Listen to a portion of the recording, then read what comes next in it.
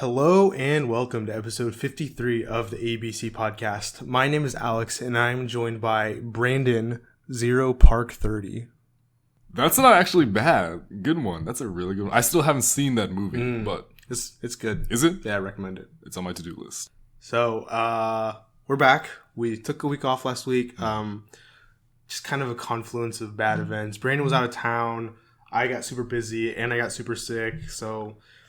We just kind of decided, maybe we should probably just sit for the best. Yeah. Probably for the best. But I can talk completely coherently now and clearly. So, hooray! Yay! You still won't understand anything I say, but it's a little bit of a plus. Yeah. But I've been okay. I mean, other than the whole being sick thing. Yeah. I'm fine. How are you? How's your retreat? Retreat was nice.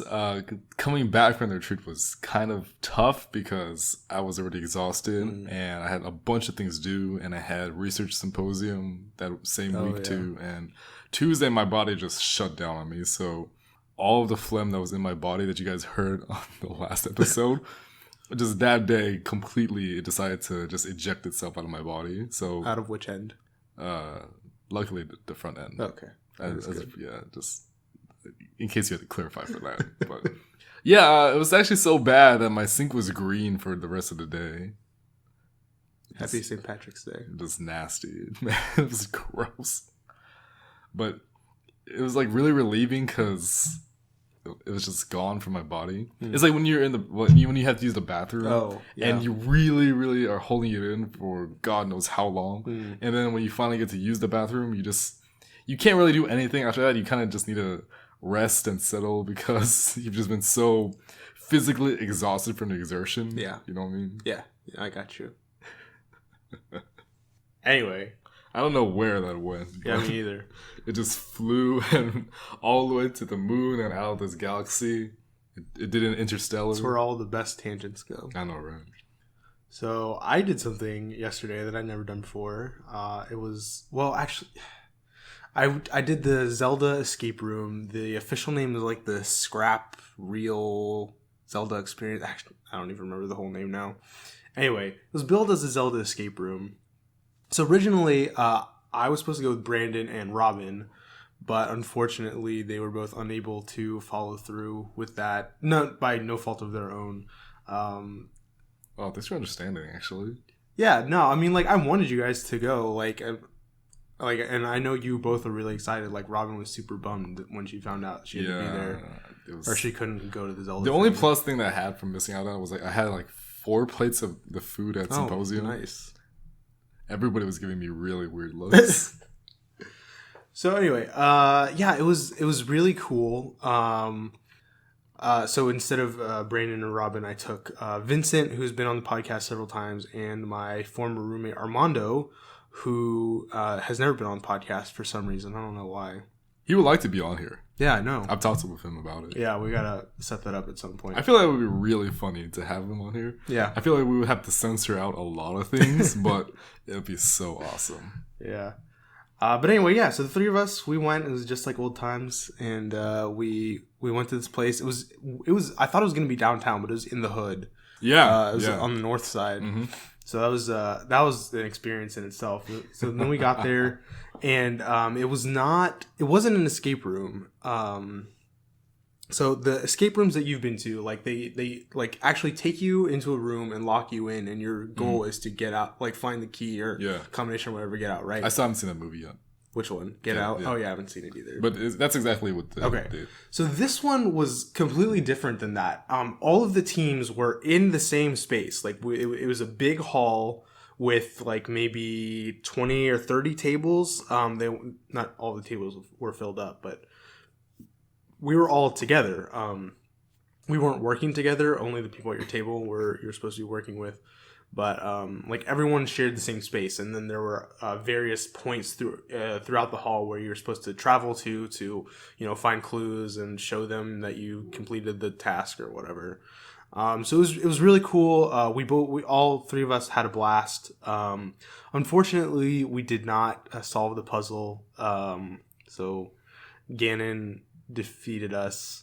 which was kind of a bummer. Only 2. I'm actually not sure how many teams there were. We were table 10, so there's maybe like 15 tables filled, I would say.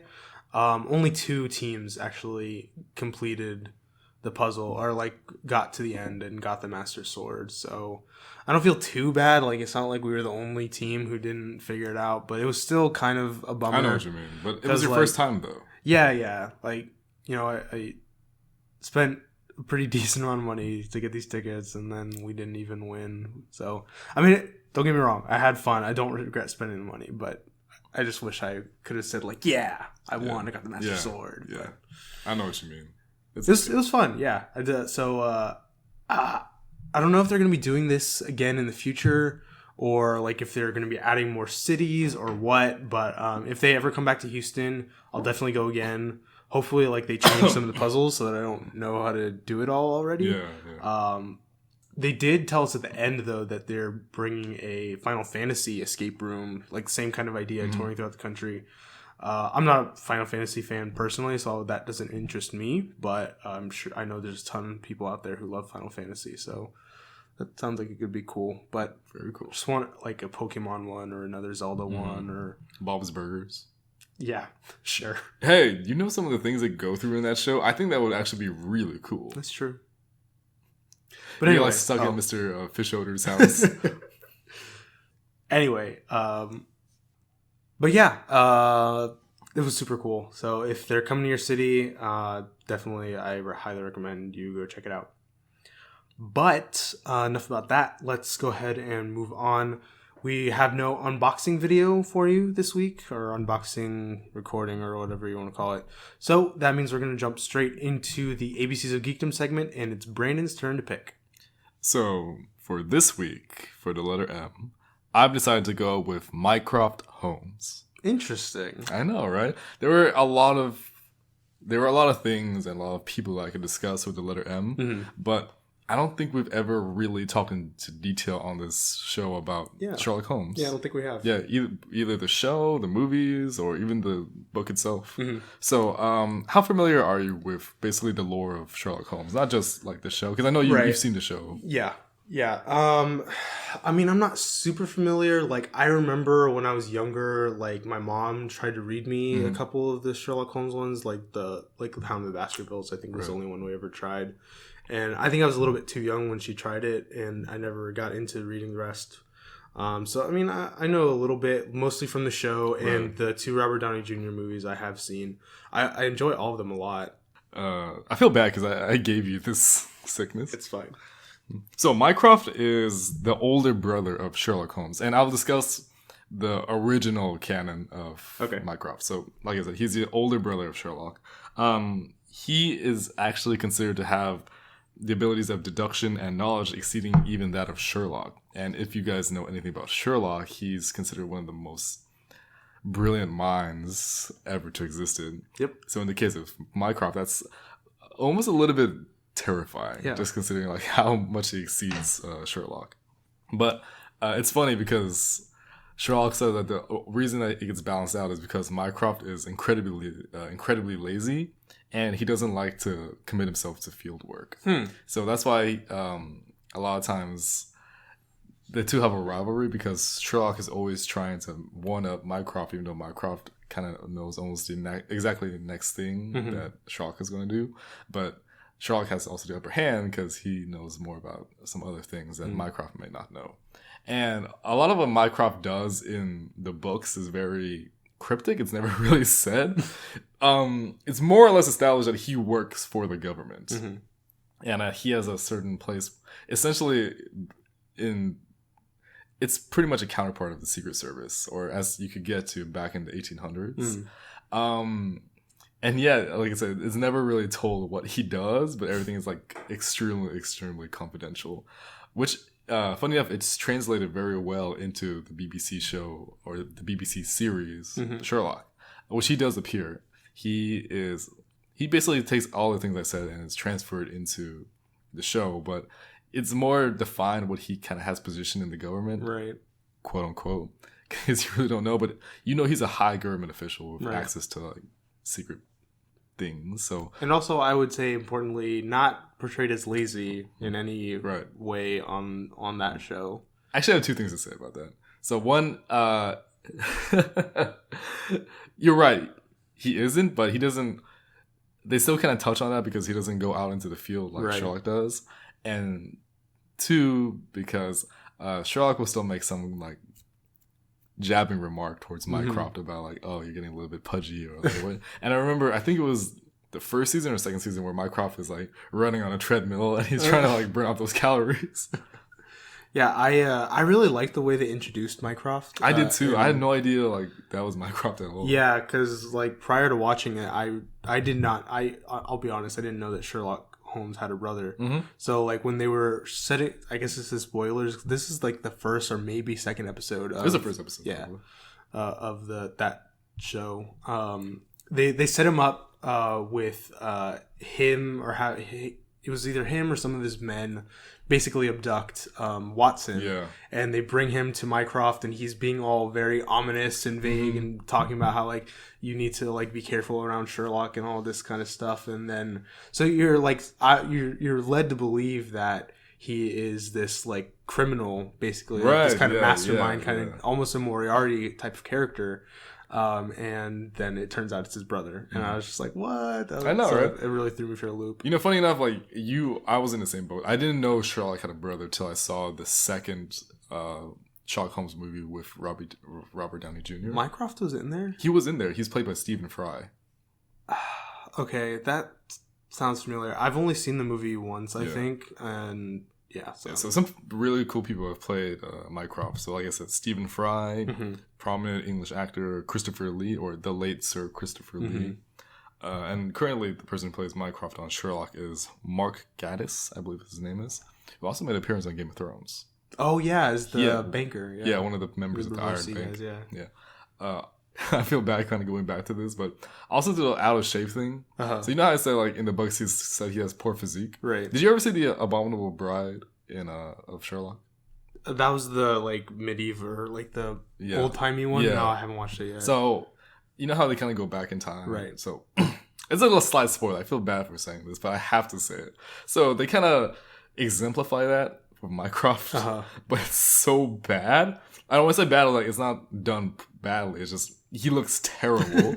He's so huge, and I'm just like, oh my gosh! But like giving you this spoiler does not do it justice. You have to watch it because I can just see you watching this and you're gonna be like, holy crap, what is this?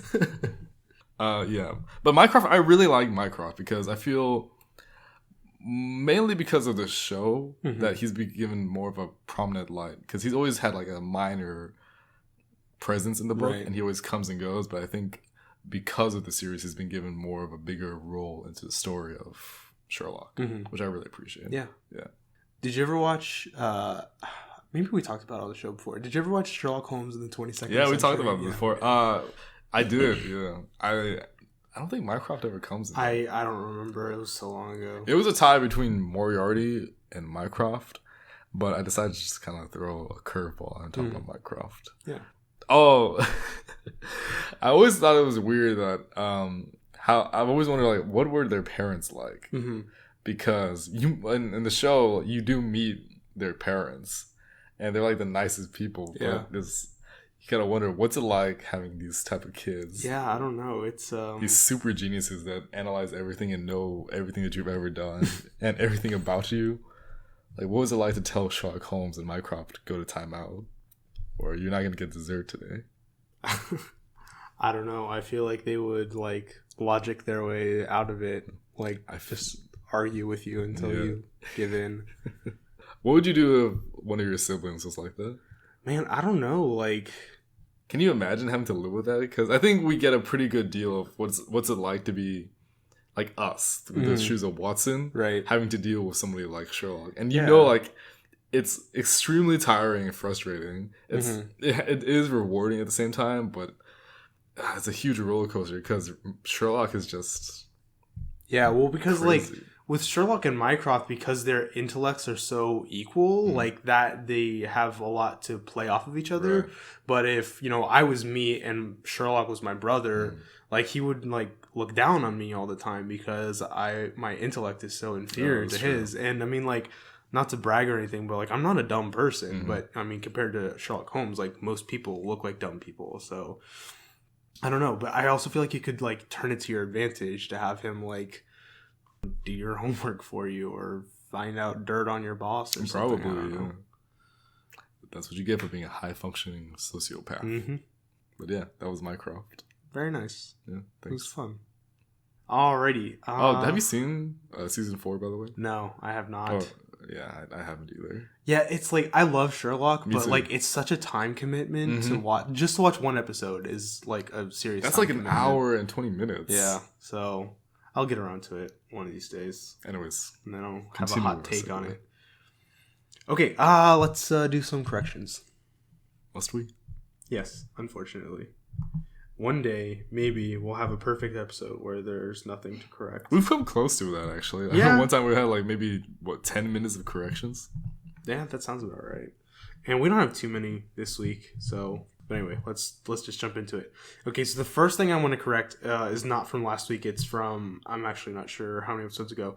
This is the one we talked about, that Deadpool 2 teaser. Yeah. Remember the one where he sees the guy getting beaten, and then he goes into the phone booth for like 5 ever, and then he finally gets out?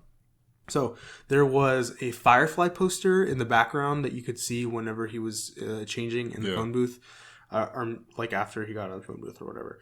And so we were talking about what the tie is between Firefly and Deadpool, and I couldn't think of anything. I could only think that Deadpool and Ryan Reynolds and Nathan Fillion, who's the main character on Firefly, they're both Canadian. That was the closest I could get. However, I was listening to another podcast recently, and they pointed out a much stronger connection, and now I feel dumb for not realizing it in the first place. Morena Baccarin, who played, what was her name in the movie? His love interest. Oh, I don't remember. Was it like... I know it's like a really, like... When we remember what the name is, we're going to kick ourselves. Keep talking, I'll look it up. Anyway, she was also in Firefly. That's right. I saw that. Where, interestingly enough, she also played a prostitute. So, there you go. It's all one big universe. Oh... Vanessa. Okay, I knew it was like a really, really simple name, but I just... You mean a basic name? I won't say it's basic. It's pretty basic. Anyway, so yeah, I thought that was interesting. Like I said, as soon as I heard that, I was like kicking myself for not realizing it at the time. All right, anyway. Next thing is we talked about Adventure Time for quite a bit last week because we talked about Sir Lemongrab, or Earl Lemongrab. Does it feel good to be able to do that again? Yes. It actually does. Anyway, so in the show Adventure Time, Finn the human, who has a last name, which I totally forgot to write down, so there's more corrections for next week. Anyway, at the beginning of the show, he is age 12, and up to the point, like the current season or whatever, he is age 16. Okay. So... I forget what numbers we threw out last time. I know I was on the younger side. Like, I thought he was like 8 or 9 or 10, somewhere in that range to begin with. And I think you said like 12. Something like that. Anyway. Next thing is, we were talking about the episode where Lemongrab, where they get kidnapped and then Lemongrab punches the rat. Oh, yeah. So, we were talking about the robot dude who got kidnapped with them. I called him Trashbot, which is not accurate, although I think it's a pretty accurate name. Anyway, his name is Never Ending Pie Throwing Robot, which is abbreviated to Nepter. That's right. I remember. Yeah. And then some also... of the weirdest characters, like, ever. Yeah. In that same episode, the name of the worm who gets kidnapped with them, his name is Shelby, which Brandon did bring up last time. But I also found out that he has a last name. I just wanted to throw that out there because it's funny. So his name is Shelby Butterson. What? Yes. No way. And on the Wiki or Wikia page, his occupation is listed as priest. He is a priest. When okay, quick tangent. Do you ever remember Finn's demon blood sword? Yes. So the demon the demon whose blood was used to make that sword, you can summon him if you read the inscription on the hilt. So Ice King and Abracadaniel, they read the runes on this on the hilt, and they summoned the demon whose name is Keoth. And so Keoth basically threatens to kill Ice King, Abracadaniel, and Finn and Jake come. And the reason why Keoth is connected to Jake is because Jake's father imprisoned Keoth, and he used his blood to make the sword. So he has a grudge against Joshua. Okay. Which is funny because he always says Joshua like the whole time throughout the episode. So he thinks that Jake is Joshua. So he kidnaps Joshua and takes him away to another dimension. So it's up to Finn and Lady Rainicorn to go save him. Okay. So they make another fake demon blood sword, but they make it out of, I think, like grape juice. So it's like basically a huge popsicle. And they get somebody to, they need somebody to bless this sword so that they can fool Keoth. And Shelby blesses it because he's a priest. Right. Because he was a priest in a movie that Finn and Jake were trying to make. He just got stuck with the role of priest. And the bad thing is, like, it worked. It was able to, like, exorcise Keoth. Man, I really need to watch Adventure Time again. I'm also super behind. Me too. I have not watched anything in the past, like, 2 years. Unacceptable. All right, next I feel bad that I remember all of that. Don't feel bad. You have, like, encyclopedic knowledge. Or as Lemon Grab says, I have infallible recall. Oh, man. If only we could apply that to school. Yeah. All right, anyway. Next thing is we were talking about... I was talking about the Founders Trophies for the various Funko subscription boxes, and I was talking about the symbol on the Darth Vader trophy. So that is the Imperial Crest. Okay. Yeah. Anyway. Next correction. We're talking about movies in franchises that were released very close to each other. Remember we talked about Matrix Reloaded and Matrix Revolutions. That's what we decided it was Revolutions, right? Now I don't remember. Oh, yeah. Whatever. It was Revolutions. Yeah. So anyway, I was talking about Harry Potter and Twilight. So Harry Potter and the Deathly Hallows Part 1 was released on November 19th, 2012. And Harry Potter and the Deathly Hallows Part 2 was released on July 11th, 2011. So like what's that, like 8-month turnaround? So that's pretty quick. I want to say that the Matrix were closer together. Yeah, it was like 6 months for the last 2 Matrix movies. And then for the last Twilight movies, Twilight Breaking Dawn Part 1 was released November 18th, 2011, and Part 2 was released November 12th, 2012. Next correction I have here is we were talking about Divergent last week because we were talking about what was his name? Ansel, the main dude in Baby Driver. Right. He was the main dude from Fault in Our Stars. Yes. And the main chick from The Fault in Our Stars, Shailene Woodley, was also in Divergent, which this Ansel dude was also in.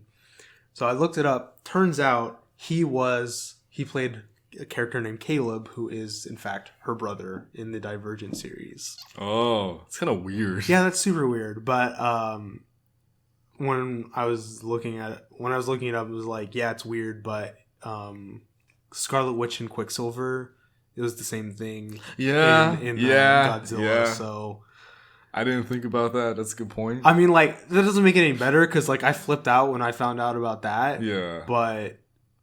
Yeah, I think you just gave me a new perspective on things, and I don't know if I like it. All right. Anyway, let's stop talking about incest and move on to talking about. We watched the Injustice trailer for Cheetah last time, and I was talking about her super move. Remember, she does a bunch of slashes, and she finishes by doing like a downward kick on the opponent's back. I was talking about how that reminded me of an X-ray move from Mortal Kombat.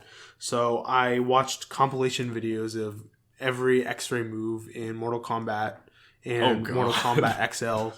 So watched so many bones get broken. It was kind of ridiculous. But anyway, so I found 3 that reminded me that did the same thing. So there was Ermac from Mortal Kombat 9. Ermac, just really quickly, he is this creation of the wizard Quan Chi. He's basically the amalgamation of I think it was 1,000 souls put together to create this like host body thing. It's like weird in Mortal Kombat lore, and also really terrifying if you think about it too much. So he does this thing where he just jumps on the back. And then also in Mortal Kombat XL, Master Bo Raicho, who is this older, drunkenly man who's also like a really great fighter. However, both of these moves, they do the back stomping thing when the opponent's on the ground, as opposed to Cheetah, who was in the air. The one that I was thinking of is Devora, who is introduced in Mortal Kombat X. She does the whole... She's this weird bug lady, so she has these like... I don't know what you call them, just like arms that poke out of her back, kind of like Yellow Jacket in the Ant-Man movie. And so what she does is she throws you around, like flies up in the air, and then she stabs the opponent in the back, and then she does the back stomping thing in the air. However, a little bit different to Cheetah is that she does it at an angle, whereas Cheetah does it straight down. But other than that, it's pretty much the same. That's what I was thinking of. Okay, next few corrections have to do with Dr. Dolittle. So it turns out there have been 5 Dr. Dolittle movies based on the setup introduced with the original Eddie Murphy movie. Or not the original, but the first movie that Eddie Murphy was in. So that one was released in 1998. Then Dr. Dolittle 2 was released in 2001. The third one, which is when his daughter took over for him, that was 2006. And then the 4th one was in 2008, and the 5th one was in 2009. The original source material for Dr. Dolittle was written by an author named Hugh Lofting. He was British, and they originated as a series of illustrated letters that he would send to children while he was at war. Basically, he like did it to like take his mind off the gruesome things. God, it's like really morbid. Yeah, I know, right? The first book that he published about Dr. Dolittle was in 1920, and the full title, I thought this was really funny, is The Story of Dr. Dolittle, being the history of his peculiar life at home and astonishing adventures in foreign parts. Okay. And then, in addition to this 12 books that he wrote, I forget if I said that already, but he wrote a total of 12 books. There has been a silent film, a radio series, a 1967 film musical starring Rex Harrison, a cartoon, multiple plays, a U.S.-Japanese co-produced animated series, and a 2011 animated Young Dr. Dolittle movie featuring Jason Alexander. Really? George Costanza. Really? Yes. Okay. Yeah. So basically, Dr. Dolittle is like this super old, quite robust media franchise that nobody ever talks about. I did not know any of that. You're welcome. Thank you. Okay, we're down to our last few corrections here already. So next thing is I gave a hot take on the movie My Neighbor Totoro last week. The older sister's name in that movie is Satsuke. And I found out that she was voiced by Dakota Fanning. Okay. And the younger sister, who's named May, I think. Yeah, I think that's right. Was voiced by Dakota Fanning's little sister, Elle Fanning. I think that's what her name is. Yeah. Sure, we'll go with that. Yeah, you're right. Good job, Alex. What do you know? I remembered something. Oh yeah, it was me. Man, I'm on a roll today. All right. Next correction here. If only you could dab and everyone could see that. Yeah. You should make that like the photo for this week. I don't know. How about the two of us dabbing then? I'll think about it. Yeah. Well, who would take the picture? We can put it on a timer. Okay, we'll see. Next correction. Brandon talked about The Land Before Time last week because that was one of his top 5 favorite non-Disney animated movies. So Littlefoot, who's the main character in the Land Before Time series, he is an Apatosaurus, which I believe you said last week, but we weren't sure. Because I love dinosaurs, but like they're just kind of confusing sometimes because paleontologists sometimes like they would think they found a new dinosaur and they would go to the trouble of naming it, and then it turns out something else. So there's like multiple names of the Which is funny because the Apatosaurus has two names, right? Apatosaurus and Brontosaurus, right? And it's always been argued, but I think as of now it's been agreed that's Apatosaurus. Oh, really? Please don't ask why I know this. I was a huge dinosaur nerd. Yeah, that's like, weird because like I always thought Brontosaurus was the much more common name. Really? Yeah. Funny enough, I was watching BBC earlier this morning, and I was just watching dinosaur documentaries. Oh, sure. And I was like, I remember why I like all this stuff. This is awesome. Are you gonna change your major? Paleontology? No. I don't have the science-oriented mind or the patience to be like looking through the bones. Oh yeah, that's true. But okay, one last tangent because dealing again with dinosaurs. So I went early to the zoo this afternoon. Oh yeah, and just the whole time I was there, all I could think about was Jurassic World, because like that's when the park actually opens, and I was the minute I was at the ticket counter, I'm like, oh gosh, like these birds are gonna come out and attack us. Okay, next correction is the valley that Littlefoot and friends are trying to go to in the first movie is called the Great Valley, which is a super creative name. So go writers. And it was pretty great. I honestly don't remember, so I believe you. But anyway, you really shouldn't. And then we're talking about how many Land Before Time movies there are. Do you have a guess? 13. Ooh, so close. 14. Oh, dang! And just because I'm a nerd, I crunched some numbers.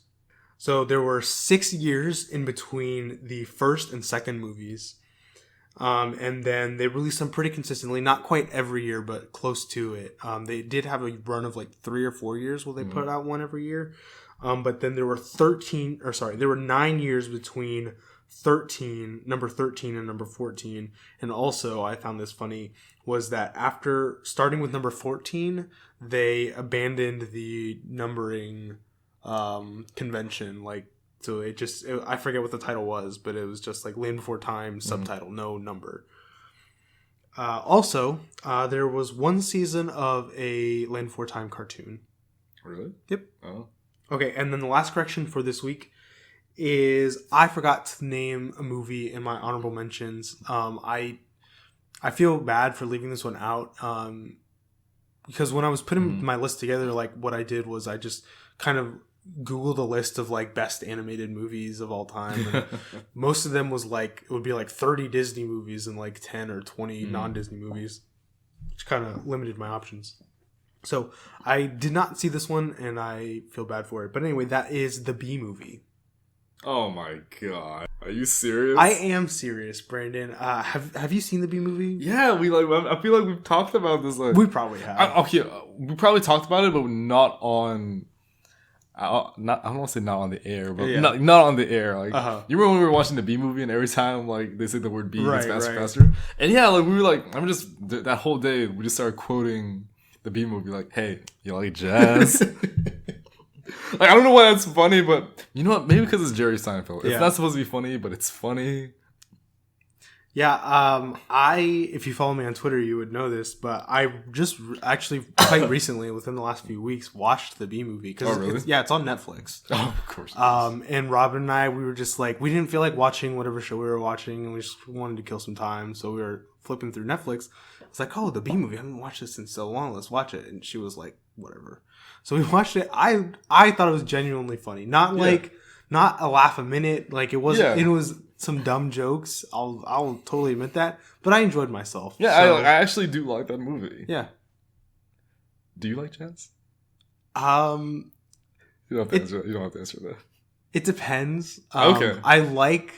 I have much more appreciation for jazz after watching Whiplash and La La Land. I will definitely admit that. Alrighty, so before we do our break, it's still pretty early in the show, so we're going to go ahead and do some news here. And the first thing we're going to talk about is a bit of a downer, but it's just how it is sometimes.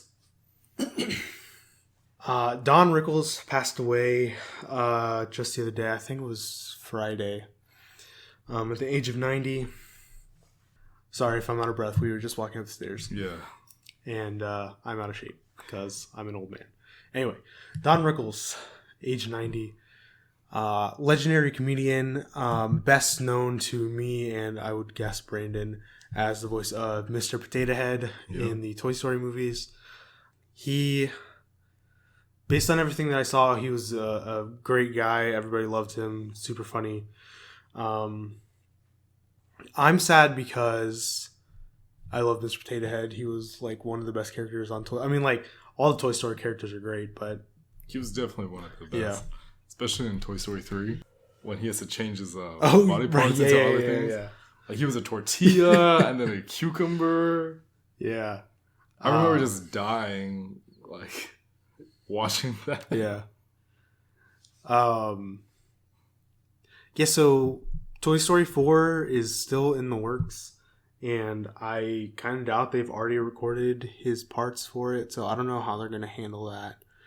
I mean, they did kill off a character in Toy Story 3, quote unquote, kill off a character in Toy Story 3. I won't say who if you haven't seen it. So it's not like they're afraid to take out toys from the movie. But again, like Mr. Potato Head was like such a beloved character, not just in the show, but like in real life too. Like Mr. Potato Head is like still not a huge phenomenon, but like they still make products. So I don't know how they're going to handle it. It'll be sad and interesting at the same time. So I guess we'll just see how that works out. On a somewhat similar note, this week, Carrie Fisher's family signed off on having her likeness used in Star Wars Episode 9, whatever they end up titling that. Now, this is not Lucas or Disney or anybody saying, yeah, Princess Leia is definitely going to be in Episode 9. Like, this was her family saying, like, we think that she would want to keep her character alive in the movie. Now, I don't know about you, but I still think it would probably be a bad idea to do it. If they do it, they need to do it very well, very tastefully, and I think it'll be hard to pull off. I think the best thing to do would just be to not have her in the movie at all. Like, address the fact that she's not in it, but to not have her appear. Because, I mean, they caught so much backlash from Rogue One with Tarkin and Princess Leia. Now, we were in the minority. Like, it didn't bother either of us. In fact, like, I still admit that I did not realize that it wasn't the original actor when I was in the movie. Yeah. So, I mean, it can be done. They just have to do it in the right way. Yeah. What do you think? No, I definitely agree. And I think they still made the right choice, because to a lot of the actors coming back to Star Wars, they knew how much of a phenomenon this meant for everybody. Like, on a much more deeper level than I think people realize. I know a lot of people think, oh, Star Wars, like, you're just a nerd and kind of like the thing. It's been a life-changing thing for many people. And I think, like I said, a lot of the actors knew, and her family also knew like how dedicated she was, because despite like how they felt probably like, oh, it's just a silly thing, like the actors got along great with each other, and I think they saw how much it would how much it would have meant to her to kind of be present at least to the end of this trilogy. Yeah, and so I mean, odds are they're going to cut down her time in Episode 8 so they can transfer her to Episode 9, but I think it can be done like sensibly. Like it can make sense in the chronological order of the events. Yeah. But I'm this guy, like Disney and Lucas never forced them to do it, which I'm really happy about. Yeah, it is kind of weird that the family came to them saying like this is what we want, or like we would be okay with it. What the family wants and what the fan base wants are probably not going to be the same, but I also think I think that the fans should respect the family's wishes at the same time, and that's a pretty hard sell, I'm not going to lie, but I think it can be done. But I think for the most part, the fans have been pretty okay with everything they've decided on. Well, yeah, but that was when Lucas said that we're not going to have her in episode 9. Yeah. So, I mean, we'll see. Like, again, none of this is set in stone. This is just the family put this up as a possibility for something that they would be okay with. So, we'll just see how it works out. All right. Next news item here is remember how we talked about last week about Star Wars, like all of the stories they have planned out and the Power Rangers universe that they have planned out. Well, Activision has decided that they want to jump into the cinematic universe trend with an upcoming planned Call of Duty cinematic universe. Oh, that's lovely. Yeah. So, Call of Duty, I don't know what we could say about Call of Duty really because there's not too much to say about it. It is a first-person shooter franchise that started rooted in history. I think the first game was about World War II, maybe World War One, and they kind of progressed throughout time, focusing on different wars. So they were true to that time period in terms of the weaponry used in the games and like the scenery and all that kind of good stuff. But because it is a franchise, they moved very quickly and they caught up to modern times. And then even now they're past modern times. They're on Advanced Warfare, which is essentially Halo games, but not Halo games. But like they just don't want to admit it. Right. Yeah. So I mean, you have the first-person shooter genre in video games. You know, kind of translating that into movies, you could think of that as they're essentially war games, like that fits into that kind of genre.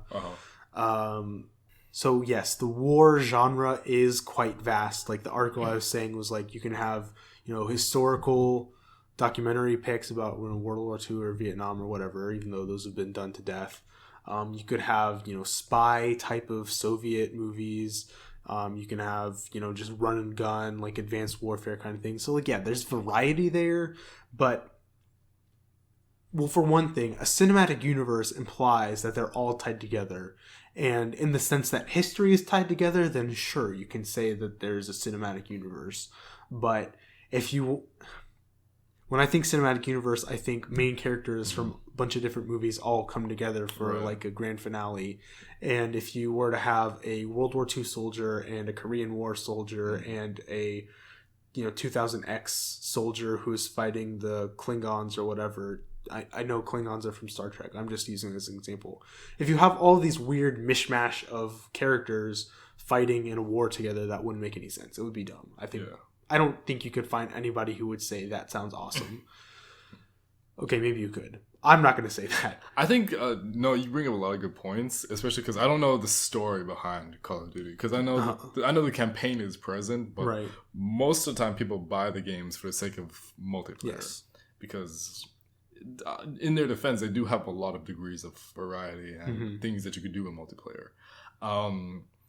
For Cinematic Universe, I partly agree with you for the most part. I think you can have a cinematic universe without having to do that. Like you can have people like existing throughout the different timelines, but it still follows the franchise. It's not the best way to do it, but it's a possibility. You know what I'm trying to say? Right. Like you focus on different time periods, and you can just kind of go about that. But again, like what you said, usually like as well, I was thinking of as it's done now. You see characters like constantly coming back, so you know like it's connected in that way. I'm sure there have been like other franchises, whether it be movie, TV, or video games, which have done the thing I'm talking about. Like they exist in the universe, they just don't acknowledge the other people. But that's a really hard and tricky thing to sell. You know what I'm trying to say? Yeah. I don't know. It's like, I mean, I get that Activision wants to kind of expand their brand and everything, and like Call of Duty is their most popular franchise. Yeah. But I don't know. I just, again, like this seems like a financial decision ahead of a creative decision. I definitely agree. And it's the whole tail wagging the dog thing again, you know, to bring it all back. it I don't know. It's just frustrating to see that. And again, like, this is a reaction to this news. Like, it could come out and be like beyond my wildest expectations. So, I mean, I guess I'll keep an open mind, but I'm not the biggest Call of Duty fan to begin with. So. It's okay, neither am I. Always been more of a Halo guy, in case you didn't notice. Yeah, I'm just not big on first person shooters in general. Like, BioShock is the first person shooter I've put the most time into, and that's a very story driven game. Like, you're not competing against other people. So anyway, that's besides the point. Although if they do like a cinematic universe, I know Kevin Spacey was in one of the games. Kit Harington was in one of the games. Yeah. So I mean, that's something of a plus. That is true. All right, next cinematic universe we got to talk about is the Transformers. Oh yeah, I heard about this. And just this past week, Michael Bay said that they have 14 Transformers stories, or I forget the exact wording, but 14 Transformers stories, not planned, that they have them put together. So basically, what he was saying is that they have ideas for at least 14 more movies. This does not mean they are all going to come to fruition. This does not mean that they all... I don't even know what else. Like, basically, he was saying, like, there's potential for at least 14 more movies.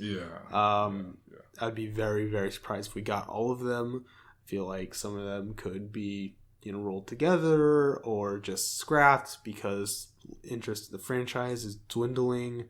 I don't really know, but it's, again, like,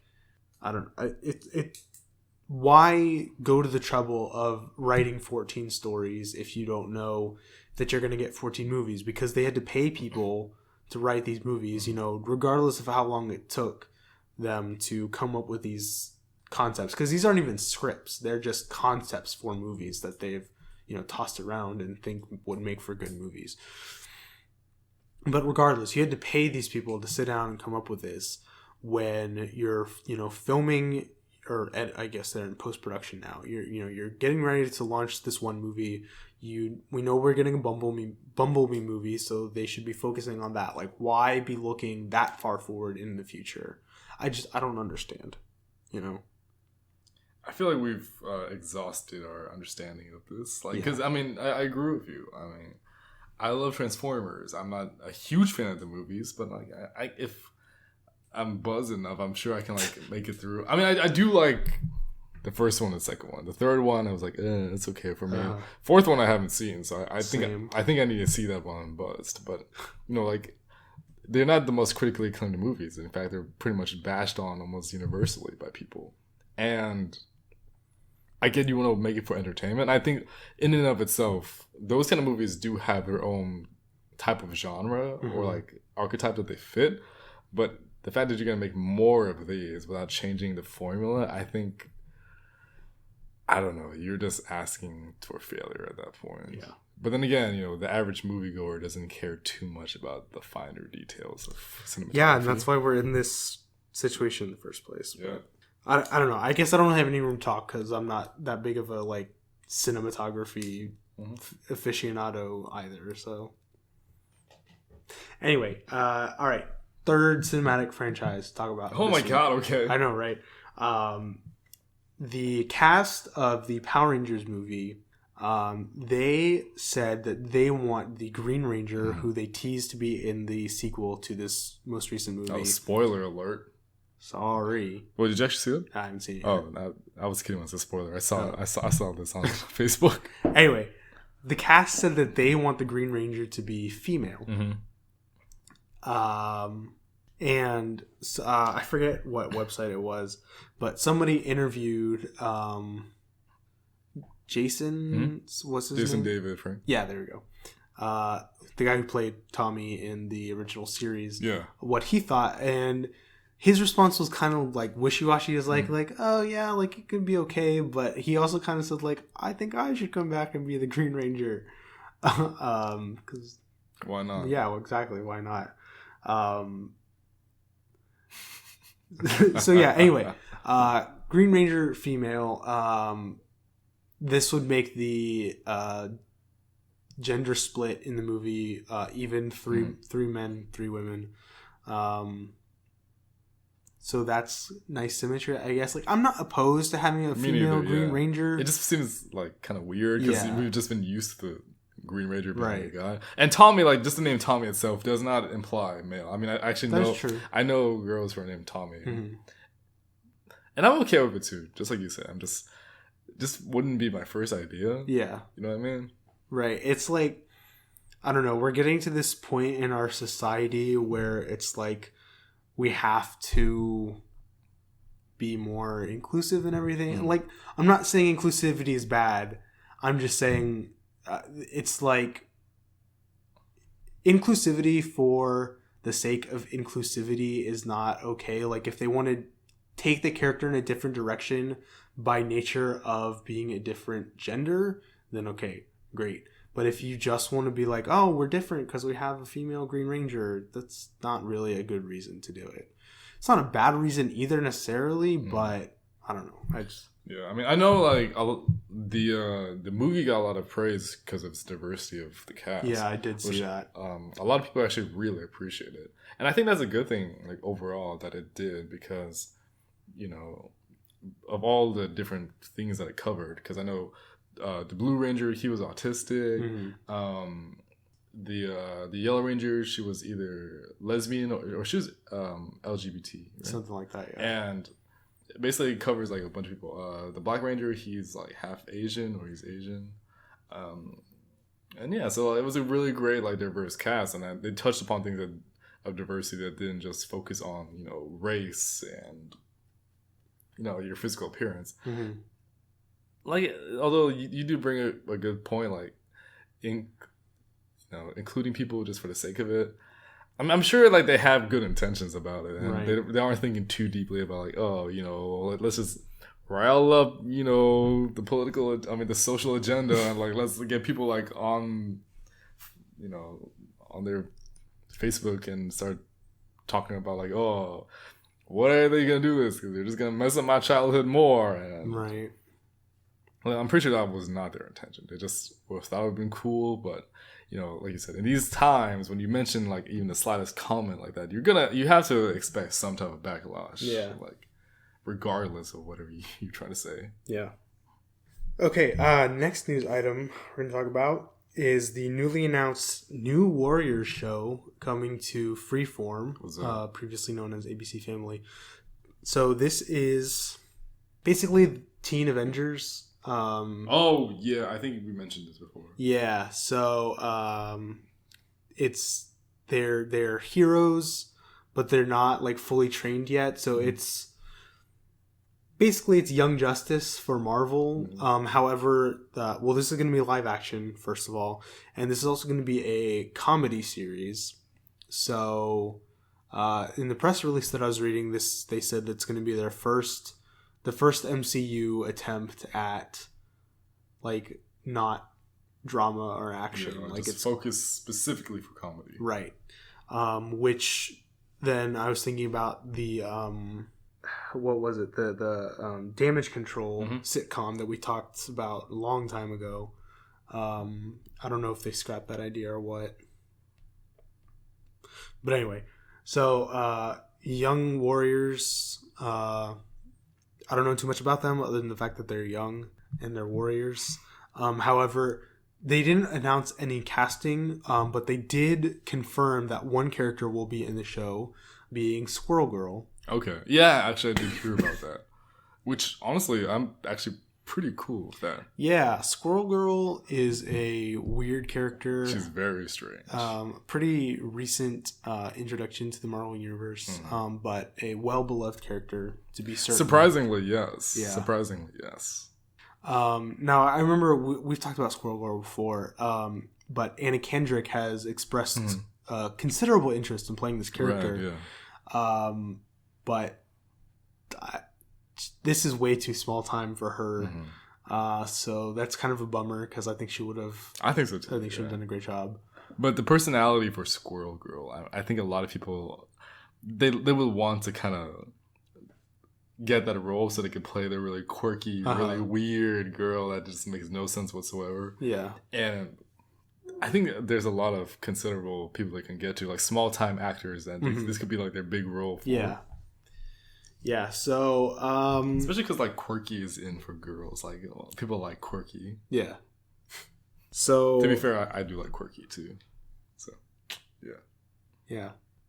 The fact that this is coming to Freeform is kind of a letdown for me, I think, just because, like, you know, ABC Family is, or Freeform or whatever, is not, like, it's a cable channel, so not everybody has it, so that already means that, like, the viewership is going to be lower than it would be if it was on ABC or even Netflix. So I don't know why they went in this direction. Yeah. But it's fine. I don't know.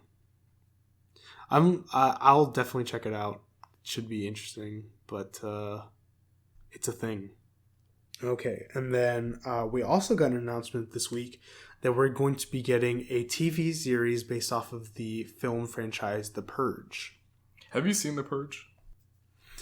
Yeah, I've seen all 3 of the Purge. There's 3 of them? Movies, yes. I thought there were 2. No, there's The Purge, the original one, and then Purge Anarchy, and then the one that came out last summer, Purge Election Night, or The Purge Election Night. Do you like them? I have really mixed feelings about it. I really liked the concept, like the premise of The Purge, which, just for those who don't know, it's about a dystopian near future America where the government has been overthrown and has been replaced with a new government where, like, supposedly pretty much everything about society is better. Like, crime rates and like poverty are really low. But once every year for 12 hours, any and all crime, including murder, which they very pointedly make sure to emphasize throughout the movies, any and all crime for 12 consecutive hours is legal. And so the show or the movies boil down to people going around killing other people throughout this night. So I like that premise. It just, the movies don't execute it particularly well. I want to know more about, like, the history of the new founding fathers and, like, what led up to this revolt that they staged and how they convinced the American people to be okay with the Purge and all of that kind of stuff, and, like, the societal and, like, philosophical implications of this new way of living. But it just comes down to, you know, blood and gore at the end of the day, which is, you know, like, I'm not opposed to that. Like, I don't mind it, but I want to see more of the, like, kind of more intellectual stuff. So this show could, you know, be that gateway, because to have a whole season, like, stretch out over one Purge night, that sounds really tedious. To have one episode be one Purge night, that sounds like it would be too rushed. So yeah. And can you imagine watching The Purge over and over again? Like, I mean, you know, I mean, like, The Purge night over and over again. Like, you're gonna be like, oh my god. Like week after week. And then before it's like, you know, like, oh my god, it's The Purge, and now it's gonna be like, oh god, it's The Purge. Okay, let's get ready for this now. Yeah. So, like, I don't know how much. Like, we don't know what the structure of the show is going to be. Like, I don't know how much they would want to lean into the whole, like, you know, examination of, you know, the philosophy behind the Purge and all that kind of thing. I kind of doubt they will.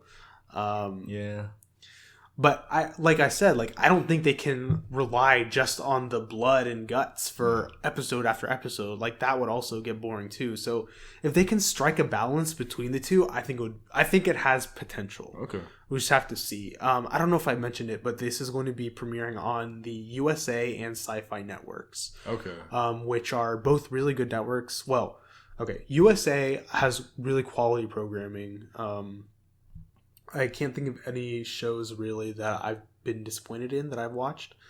I'm a big fan of Monk and Psych and we could have talked about Monk. Oh yeah. White Collar, Royal Pains, Burn Notice. I loved Burn Notice back in the day. Yeah, they come on USA. Yeah. So, like, they have a lot of shows that I really like. And then SyFy Sci-fi's kind of hit and miss, but I think it is a science fiction based show, so I mean it makes sense at least. And you know, Sci-Fi, they I know I've mentioned on the show before, but they did have this one show that I really liked called Alphas, which was about superheroes, but much more based in like science and reality than like Marvel, which is more kind of just like super soldier serum, go kick Nazi butt. This is much more about like, for example, one of the characters, he had super strength, which he achieved by like essentially maxing out his adrenaline glands to just like produce tons of adrenaline. Dude, he's like One Punch Man. Oh, is that what he does? No, I don't know. Oh. I know the basis that One Punch Man, like he worked out so much that he became super strong. Okay. So I guess it's kind of the same thing. Yeah. Anyway, he did like 1,000 push-ups or maybe it was 10,000 push-ups and 10,000 sit-ups consecutively. Nice. Anyway, so yeah, Alphas. I never finished watching it. I think I only watched like the first 2 seasons or something, but I liked it when it was on. So like, Sci-Fi has the capability of doing it. Now we don't know who's going to be like directing or producing it, like who's going to be, you know, funding it. Like that's important, but I guess we'll see. So the Purge, the show, it's a thing now. It's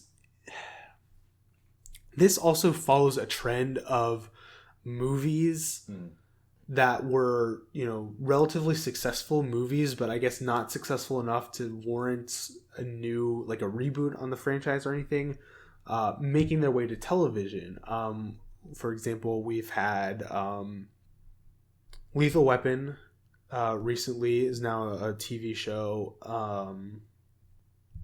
Limitless, also now a TV show. There was another one that I was thinking of. Now I can't remember.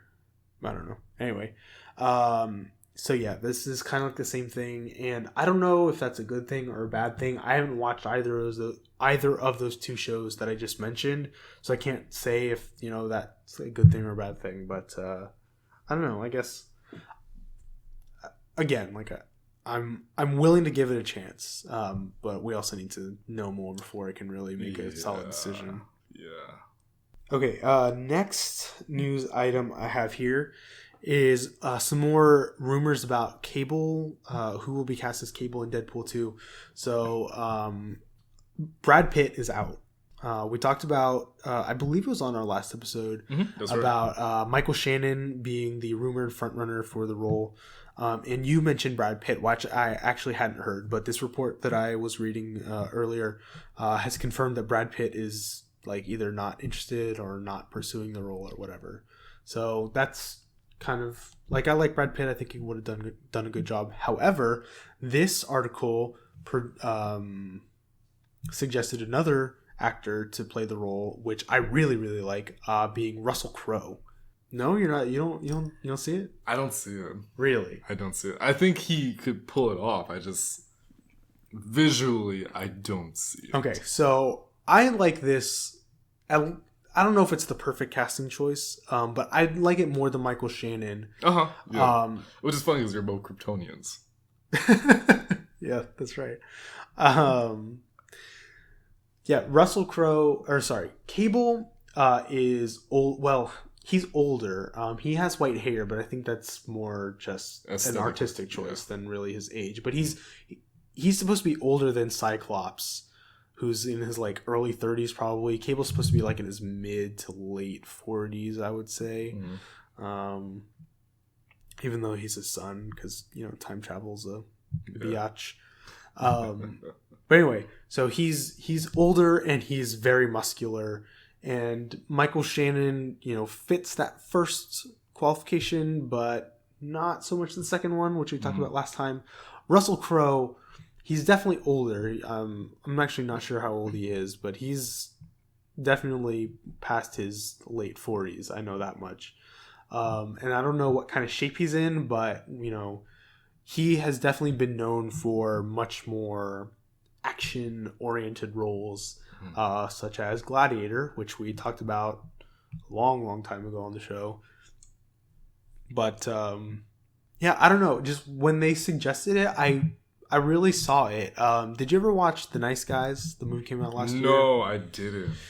I didn't finish watching it either. It's one of one of those things of sounding like you, but I rented it. I rented it from Redbox. Yeah. And the Blu-ray Is that still a thing? Redbox? Yeah, I use it all the time. Oh, okay.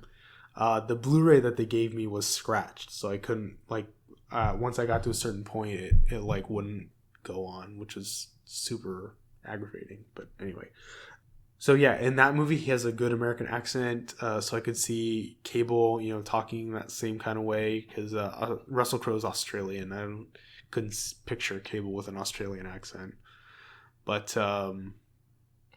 yeah, I don't know. It just when I read that, I just like, yeah, I totally see that.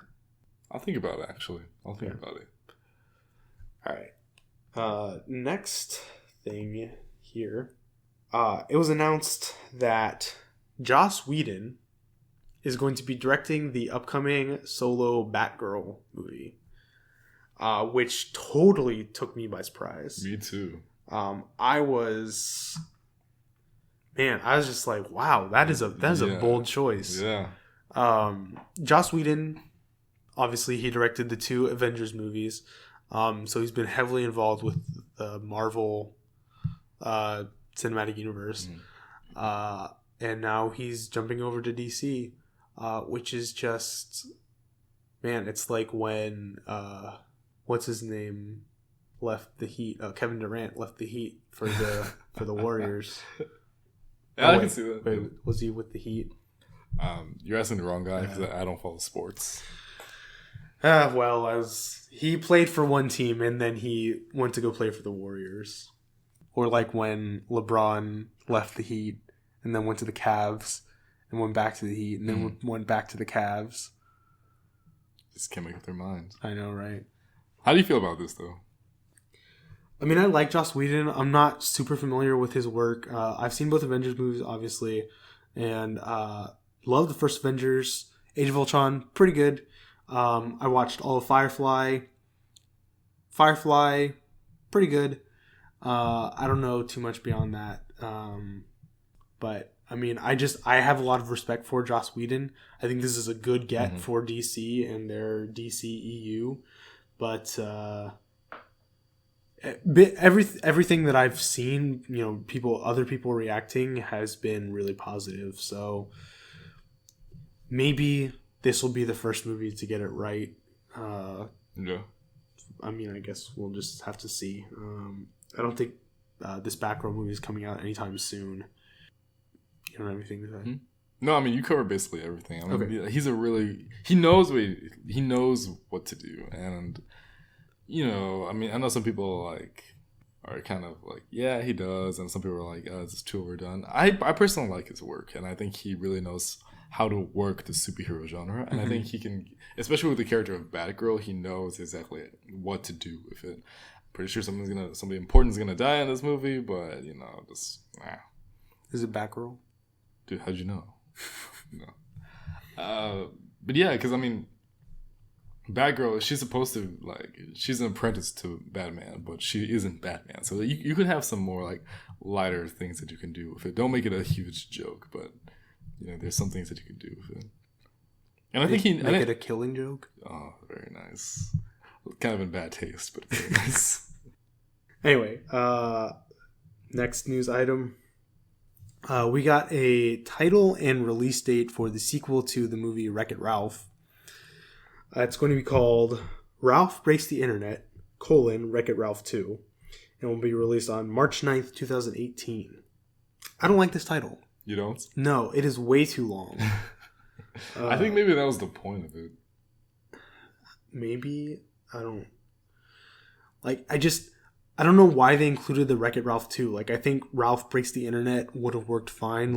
It doesn't have that direct correlation with the first movie, right. But I think you could have put the pieces together.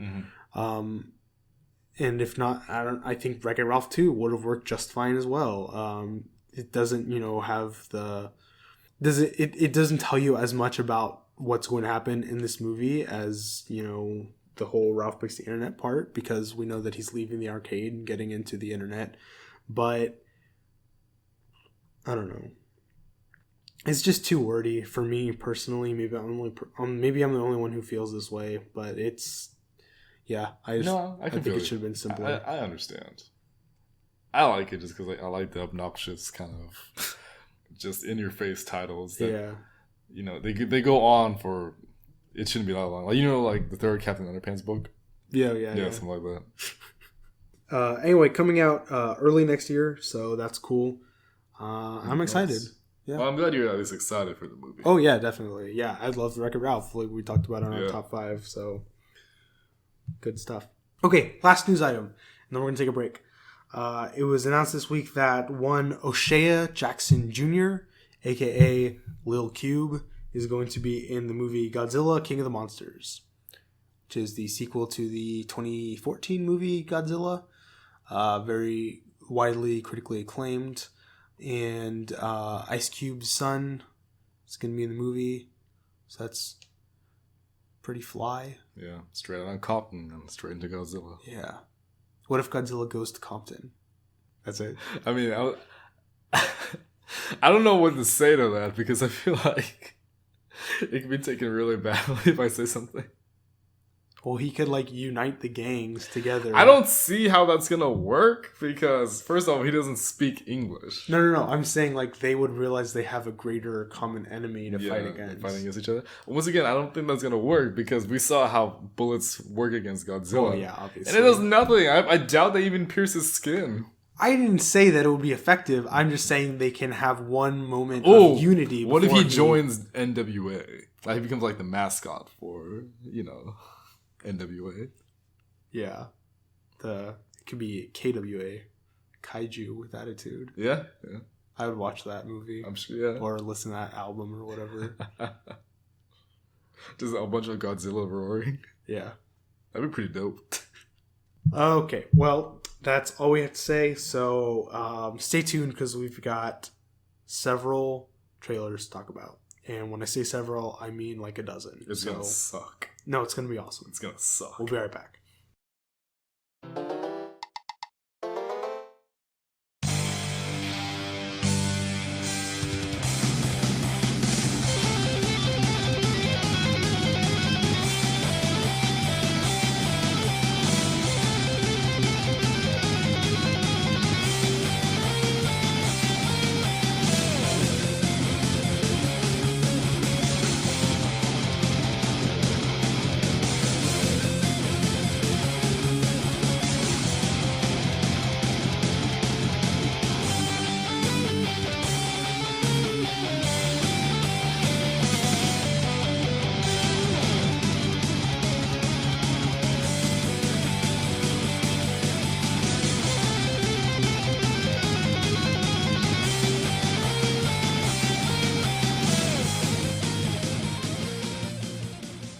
Okay, we are back, and we've got a bunch of trailers to talk about, and no time to lose, so let's get into it. First, I feel like this happens a lot of times. We just we always crunch for time in our podcast. I know. It's the worst. All right, first trailer we watched was for an upcoming documentary called I Am Heath Ledger. Heath Ledger was an actor, Australian, which Brandon didn't know, so I pointed out to him. He was pretty good up until he got cast as the Joker when he just skyrocketed into being this incredible guy. And then he died. It was really sad. So they're coming out with a documentary to remind us all about how sad it was. Except that Brandon and I were joking about life while we were watching the trailer. Don't say that. Too late. I already said it. I was pretty impressed about the amount of people that they had on there. Yeah. It was very impressive to see. So yeah.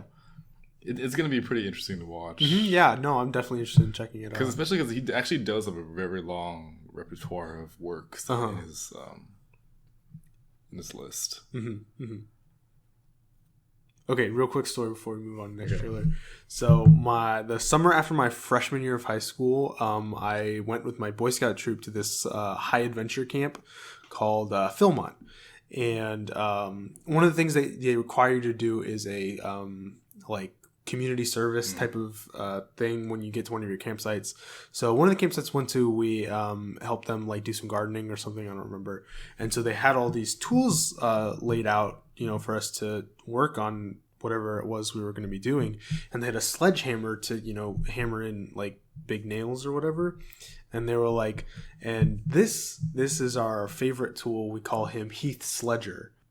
And this was the summer after he had died. Oh. And they were like, before you say anything, we named him before he died, so you can't be mad at us. And I think about that joke often. Really? Yeah, I do. That's so weird. Yeah. All right. Then we watched a trailer for an anime movie called Your Name. This was pretty different. It was I was a little bit confused by the story. Basically, it's about this boy and a girl, and when they dream, they switch places with each other, and they're like living each other's lives. And from what I can tell, they kind of are falling in love with each other. They're like writing each other notes to like find when they wake up, so they can try to figure out about each other. I think that's probably the most accurate way to describe it. Yeah, it was weird. I kind of dig it though. Me too. Yeah, like, right? Like it's like just one of those things. Like, you know, anime is weird, but Yeah. you like when you see the storyline, it's pretty cool. Yeah. The music choice was interesting. Brandon and I kind of had split thoughts on it. I wasn't really a fan. Yeah. It was very like it wasn't like rock. It's like alternative Japanese rock. Yeah. Like what you usually hear like the end. Like it was like fast paced, but not like super like hardcore. If that makes any sense. But it's like popish. Yeah. I mean, I know that genres here are probably different than they are in Japan, but in the West, we would probably best classify this as like a rom-com movie. Probably. And the music they used just didn't fit with my particular... Yeah, it didn't feel like what you're supposed to be feeling with what you saw. Yeah. And I'm telling Alex that that's very true, but this type of music style is very common in both like the ending credits of an anime or... no, I mean, I get that. And I know what you mean, but like... which you typically see. And that's just like... I remember this isn't new because growing up, I would see it all the time. Both for like, you know, regular Japanese and... the dubbed version, they would always have that type of music, right? And I just think it's like it was an aesthetic that they tried out once and they liked it and it just fit it in. Mm-hmm. And that's honestly the reason why I think that it still exists. Yeah. So I agree with what you mean. Like it's a weird because you know I'm definitely more connected to the Western culture, so I see what you mean. I've been around anime long enough where I can appreciate how it is. Yeah. Like that. Yeah. But I thought this movie was interesting. Yeah, I'll watch it eventually. Like at first, like I was making fun of it, and then by the end of it, like I kind of want to know what happens. All right, and then we watched a trailer for another animated movie called Ferdinand, and this is about a bull voiced by John C.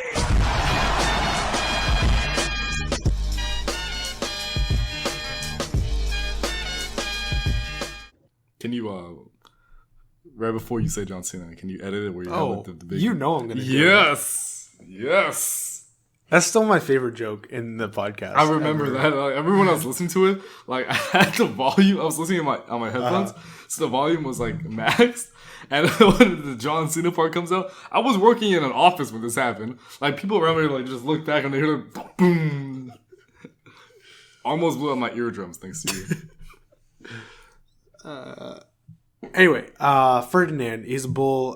He lives in Spain, and he's like the beginning of the trailer, he's voicing over, talking about how he's like not your regular bull, because like people see him and get freaked out, but he's like very gentle in nature. And there was this one very long scene about a bull in a china shop joke where he's like trying very carefully not break anything.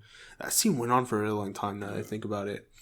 Also, just quick side note, they tested that myth on Mythbusters, and so they went into a bull pen, not like baseball, like a pen where they keep a real bull, and they just like set up a bunch of shells with like plates on it and stuff, and they had the bull run around, didn't knock over anything. Really? Yep. Nice. But anyway, so yeah, and then he gets captured and gets sent to be trained to be a bullfighting bull. Now I'm curious to see how they handle this, because in real life, bullfighting is a very gruesome, very cruel sport. I know there's a lot of people in Spain who are, because it's like the national, I don't know if it is anymore. It was at least the national sport of Spain. But there are a lot of Spaniards who are like trying to get it done away with because it's very cruel to the bulls. Because the point of the sport is to kill the bull. That's right.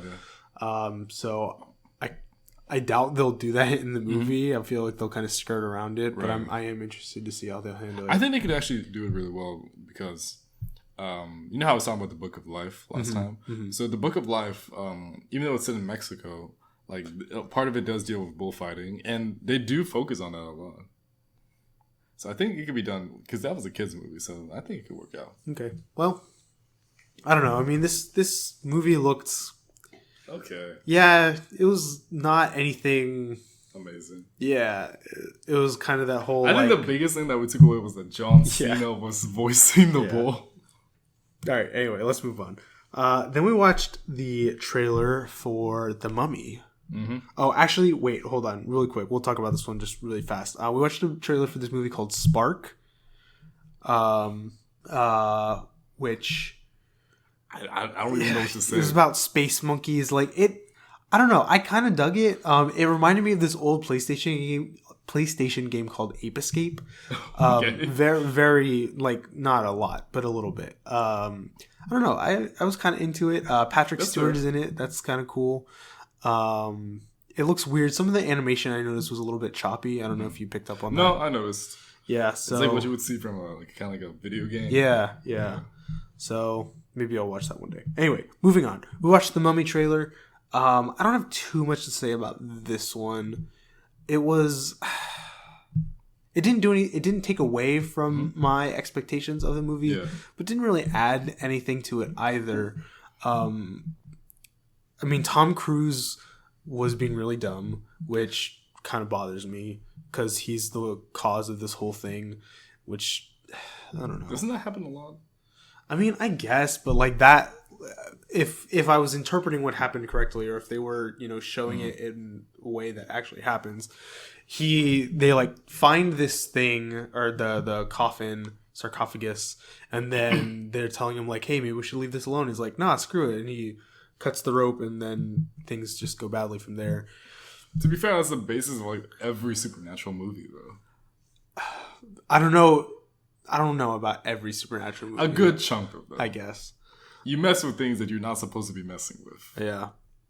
Anyway, and then he gets chosen to be her, like... herald? Yeah, something. I was kind of confused about that. Yeah. But basically he dies and comes back to life. And Russell Crowe's in this movie. So more Russell Crowe reference on this episode. Yeah. But, I don't know. It looks okay. I don't...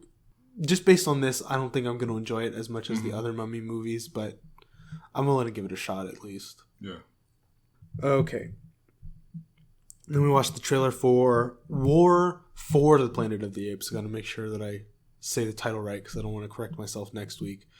Now, unlike the Mummy, I'm actually looking forward to this movie a lot because I'm a big fan of the previous two movies in this reboot of the franchise. I have to say, like, each trailer is making me more interested. Really? I wasn't a big fan of this trailer. I like this one. Maybe because this one told us, like, a lot more than the other ones, because, not to say that it spoiled anything, but they went more into depth about, like, different scenes and, like, how the characters are with each other. The other ones, you kind of got a glimpse of, what's going to happen, right? And, like, why this is happening. This one kind of goes... It showed just a little bit more without telling you anything more. Yeah.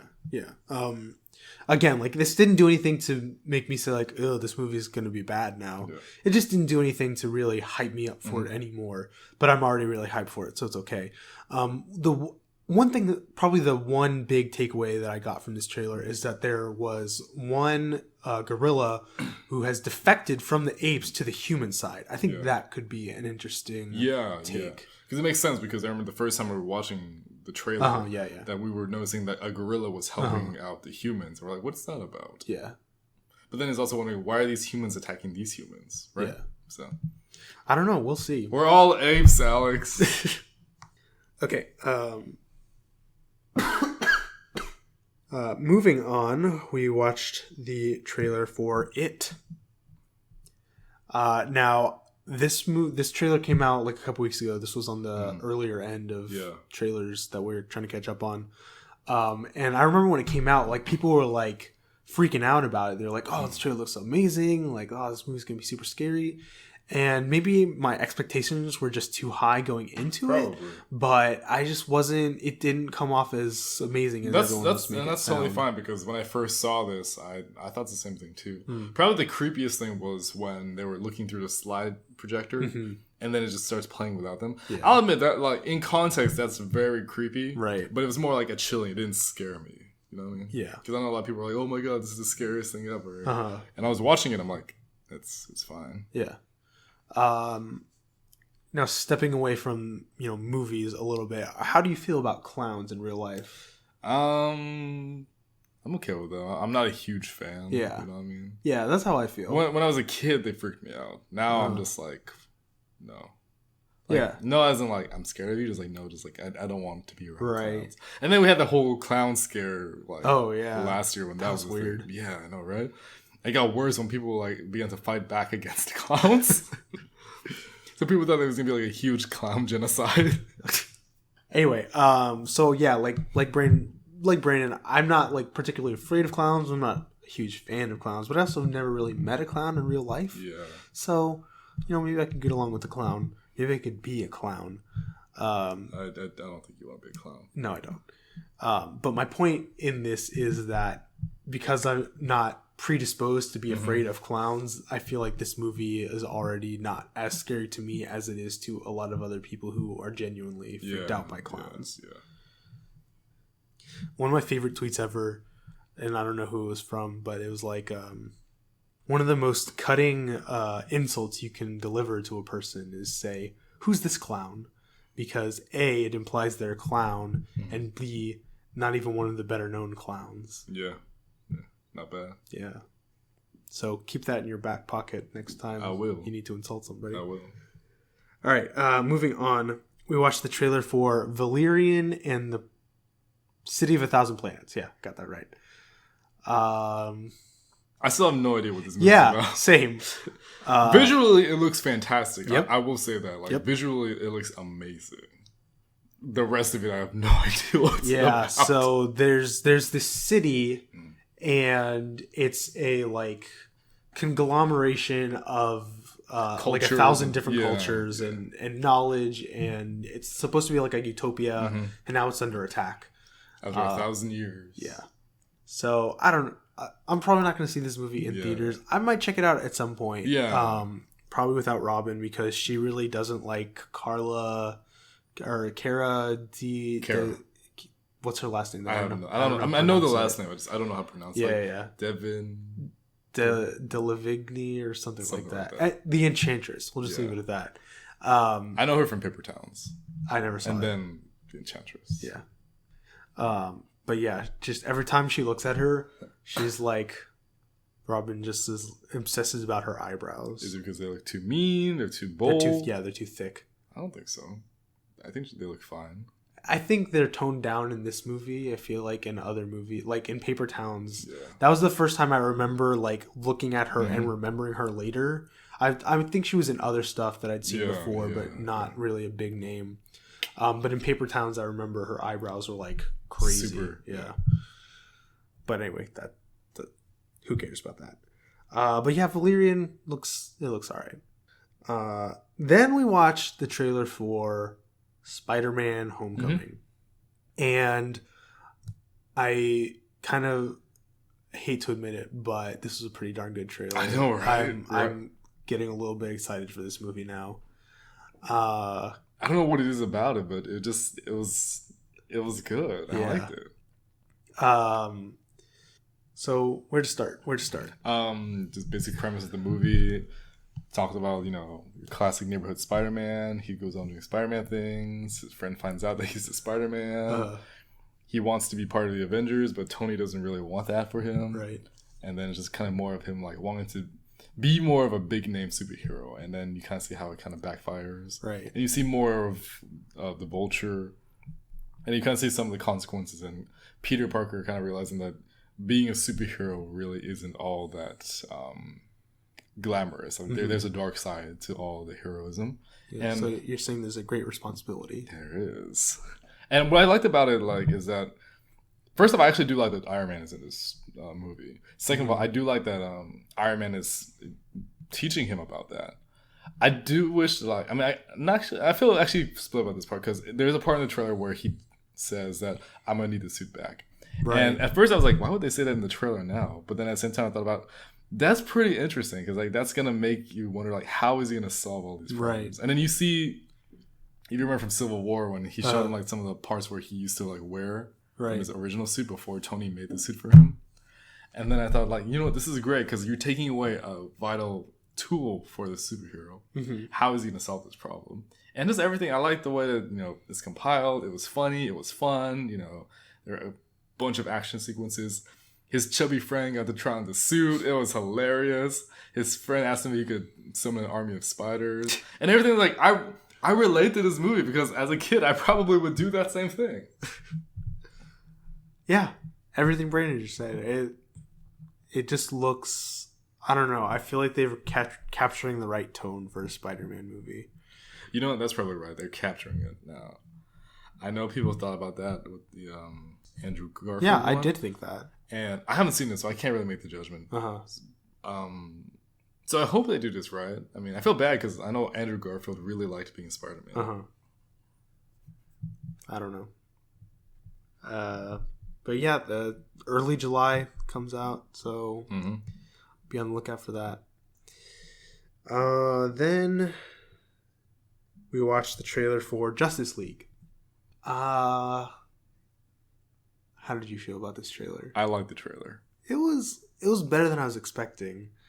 Still not gonna go out and say, like, oh, this movie's gonna be amazing, because first of all, I don't think it's going to be, and second of all, I don't want to say that and then get disappointed. I'd rather say this movie's gonna be crap, like, and then have it come out. Keep your expectations low. Yeah, exactly. Like, you don't want that, you know, when you have hope for something, you know what I'm trying to say?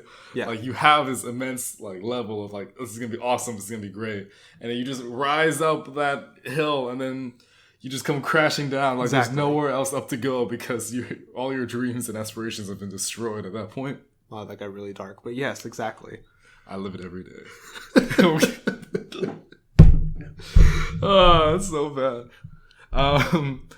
But yeah, I actually really liked it because the overall, what I liked about it is that it was fun. Like, I can tell they're having a lot more fun marketing this thing. Because, like, the way it was shot, like, you know, the trailer was set up, the music, the dialogue between everybody, it's a lot more different feel than what you've got from Batman versus Superman.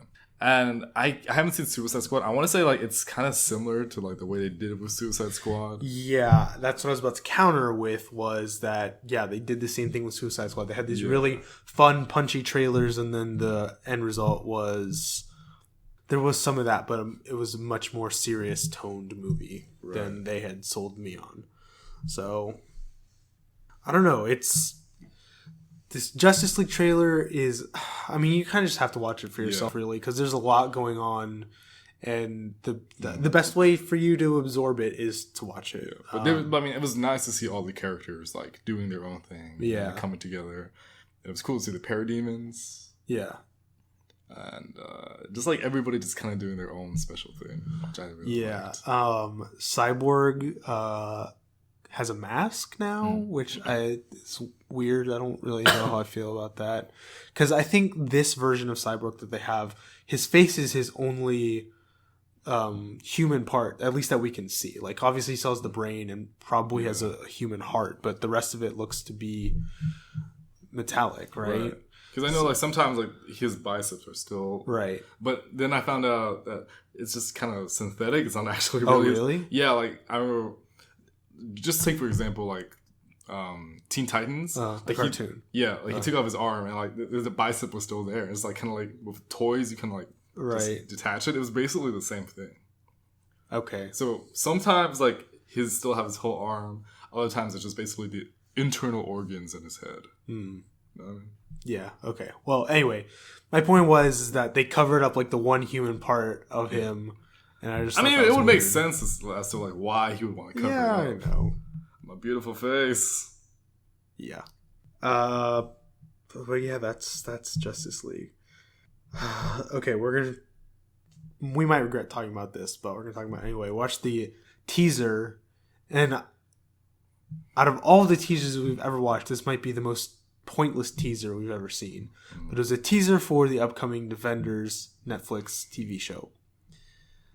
It was like 15 seconds long. It was literally just the four of them standing in an elevator before Jessica Jones turns around and knocks out the camera.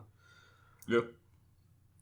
I didn't understand it. The only interesting thing that I picked up on was that Daredevil or Matt Murdock or whatever. He was wearing his rag. Right. Yeah. Well, it wasn't his rag because in the first season he has the black mask where his eyes are covered and everything. Fine. He's like doohickey. Like he probably grabbed a blanket from nowhere. Right. But I didn't understand why. The only reason I could think of is that he doesn't want the three of them to know his secret identity. Probably. I guess. But then again, I feel like he's just more comfortable like that. You know, he's always blind. Yeah. Because like I've seen pictures where he's with people and you can see his face. Maybe this happens earlier. I don't know. Yeah. Have you seen Luke Cage yet? Yes. You have? Okay. Yeah. I'll get to that in my hot takes. Okay. But yeah, I will talk about that. I haven't seen it yet. Okay. Okay. We talked about Defenders, and then we watched several trailers for Injustice. Mm-hmm. So we watched Shattered Alliances Part 4. We got some more story. Basically, it looks like it looks like there's going to be more factions in this game than the last game. Because before we had the regime of Superman. The regime and the insurgency. Yeah. And this time, there's still the regime, but there's also the society, led by Gorilla Grodd, with some other people in there, and then also, which is funny because they look like they're people who are originally a part of Superman's regime. Right. They probably like defected and left, and they became part of Gorilla Grodd society. And then Brainiac is also in the game, and he looks like he's going to be doing his own thing. Yeah. So, and then there's still, I don't know if they're going to call it the Insurgency or if it's just going to be like the Heroes Alliance, or whatever. Yeah, Resistance. Yeah. So I don't know. Like it looks like it's going to be more complicated. Yeah. So I don't know if that's a good thing or a bad thing necessarily. I don't know because I feel like the two of us have been kind of back and forth with this game because we're like some days we're like we really liked it. I mean, not some days. Some weeks we really like this, and some days we're like they could have been better. Yeah. And I guess we just have to wait and see. Yeah. Yeah, we're about a month away from getting the game. Yeah. And they've been rolling out new teases and releases pretty consistently, like a couple a week, more or less. So I don't know. I just want to get my hands on the game already, but we keep saying that. Second trailer we watched was for that was the Villains one. Yeah.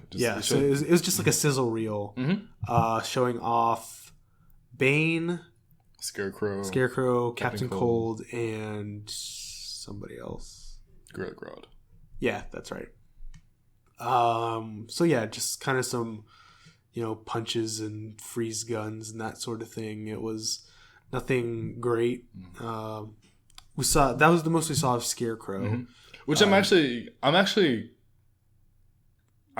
kind of cool that they added him because this is what I'm hypothesizing. Because you see him there are some parts in the trailer that you see him just in a suit with a rag over his head, and he activates a toxin. So I'm assuming like the form that he fights in is like a delusion that you're fighting. So it's very similar to like in the Arkham games whenever like you're fighting as Batman and you're fighting Scarecrow and you're going through these really surreal things where he's like this giant figure going at you. He's much more threatening than he is in real life. Right. So I think that's like the same principle they're taking into with Injustice. Yeah, that makes sense. He also has a giant like hook for some reason, so that's neat. Yeah, and then we watched another trailer featuring Catwoman I don't have too much to say about her. You know, we've talked about her a pretty fair amount already. Yeah. We did get to see her entire super move from beginning to end. I was a little bored. It was okay. It was okay. Yeah. Anyway. And then there was another trailer featuring Captain Cold. He looks pretty cool. Pun intended. One thing I don't get is that I feel a lot of the moves that he's doing should not be able to be done with a gun, because it would make more sense if he was generating the what's it? The ice beams, the coldness, right? The let it go, the cryokinesis, right? I think it's a better word. If he was like generating that with his hands, there are some things that he's doing which I'm like, you cannot do that with a gun. But then again, what do I know? I'm not a scientist, so I can't make these assumptions. He's not a scientist either. Fair. He just has the technology. Yeah, but he seems cool. Yeah. Pun still intended. I liked his super move. Yeah. But again, like that's kind of what Brandon was talking about, like because what he does is he freezes the enemy. And then he does this loop to loop. Yeah, like upward spiraling thing around them. So while he's making this ice bridge with his gun, he's also continuing to shoot them with his little ice beams. So he's got it looks like he's got two guns, but he only has one gun. Yeah. So that was kind of weird. But then he gets on top of them and then slams down like a giant icicle. Yeah. I thought that was pretty cool. Yeah. All right. That's all the trailers we're going to talk about this week. We didn't get to cover all of them, but that means we could save some for next week, so that's pretty cool. And because we're kind of crunching for time, we're going to dispense with the feature topic for this week. However, I do have a few hot takes that I'm going to throw in here. I like this new segment. Yeah. I actually really do like this segment. Good. I'm glad. Maybe other people do too. All right. What do I want to talk about? I finished watching Veep. Mm-hmm. I don't have anything else to say about it that I didn't say the last time we recorded. Yeah. It was funny, not hilarious, but I don't want to give anything away. So yeah, Veep. I give it like a 1 thumbs up, not 2 thumbs up. Okay. Then I watched Ash vs. Evil Dead. Actually, you know what? I have a lot to say about this one, so I'm actually going to save it for next week. Okay. Okay, so I watched Luke Cage. Okay. Okay, so I've said before on the podcast that I had not gotten into Luke Cage because I hadn't heard like any great things about it. Like I hadn't heard anything bad, but when Daredevil came out, it was like, oh, Daredevil's so great. And when Jessica Jones came out, like, oh yeah, this is really cool. I never really heard anything about Luke Cage, so I'm here to tell you, Luke Cage is really, really good. Oh, really? I really recommend it. I enjoyed it a lot. Means that if you say that, then it means that I have to watch this. Yes, I definitely recommend it. So this is me saying to all of the listeners, this is a good show. I definitely recommend it. It's Sweet Christmas. Yeah, exactly. It reminds me a lot of Daredevil, but with a lot more soul. Okay. If you know what I mean. No, I do. I know what you mean. And again, I don't want to give anything away, but I liked it a lot. Yeah. And then I also managed to squeeze in watching Iron Fist. Oh, really? Yeah. Okay. That's cool. Yeah. Now, I don't know what you've been hearing about Iron Fist, but I've been hearing some generally negative reviews. Yeah. I don't know if I heard anybody say it sucks, but I wasn't hearing great things. I wouldn't say it sucks. It's the weakest of the 4 Marvel Netflix shows, but it's not bad. Yeah. And that's all like more of my friends have been telling me though. Like, I've only heard it sucks from, like the people who are ranting on Facebook and other social media, but reviewers and my friends have been saying like it's actually like not terrible. Like you said, it's the weakest out of the 4, but it's still like watchable and you can enjoy it for what it is. Yeah, I was trying to kind of put my finger on what it was, where it went wrong, and I think it's 2 things. One, Danny is just not a very relatable character. Like, he's likable, you still root for him, but he's not... It doesn't go deeper than that. Yeah, because I mean, again, I don't want to give anything away, but the whole billionaire thing makes it hard to relate to. To be fair, it is Oliver Queen. Yeah, I know. I don't relate to him either. And the whole, like warrior thing is how hard to relate to. I don't know. And then it just gets very mundane because he's supposed to be this warrior, but he ends up trying to take down drug dealers essentially. I hope that didn't give away too much, but I don't know. I was pretty disappointed because I was really looking forward to this one. Again, like, this is not, I still say watch it or at least give it a try to see if you like it, but it didn't live up to my expectations. Which, I mean, I think that's all right because they were bound to have a little bit of a hiccup. So hopefully this gives them a more of a learning lesson to take away from this. Okay, 2 quick anime movies that I want to talk about. Wow, you really have been watching a lot of anime. Yeah, I know. So after I got off my Studio Ghibli kick, there was a guess, as we have a little prop here for us. When I was doing my research for our animated non-Disney films, I came across a couple anime movies that piqued my interest. So I decided, I had like a free afternoon, and so I checked them out.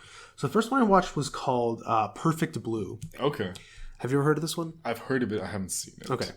So basic premise is that there's this girl who I'm now totally blanking on the name of, but she's a pop idol in Japan, and she decides to leave her career in that to pursue acting. Okay.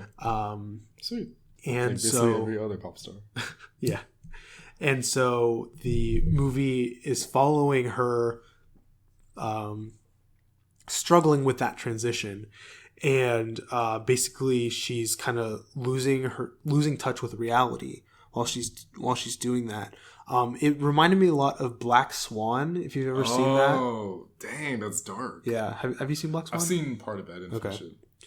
It reminded me a lot of that, and it was also very confusing because there's layers to the movie. So there's what's really happening, and then the show that she's acting in, and then her hallucinations that she's having. And so there's these 3 different things, and you can never quite tell what's happening until the scene ends.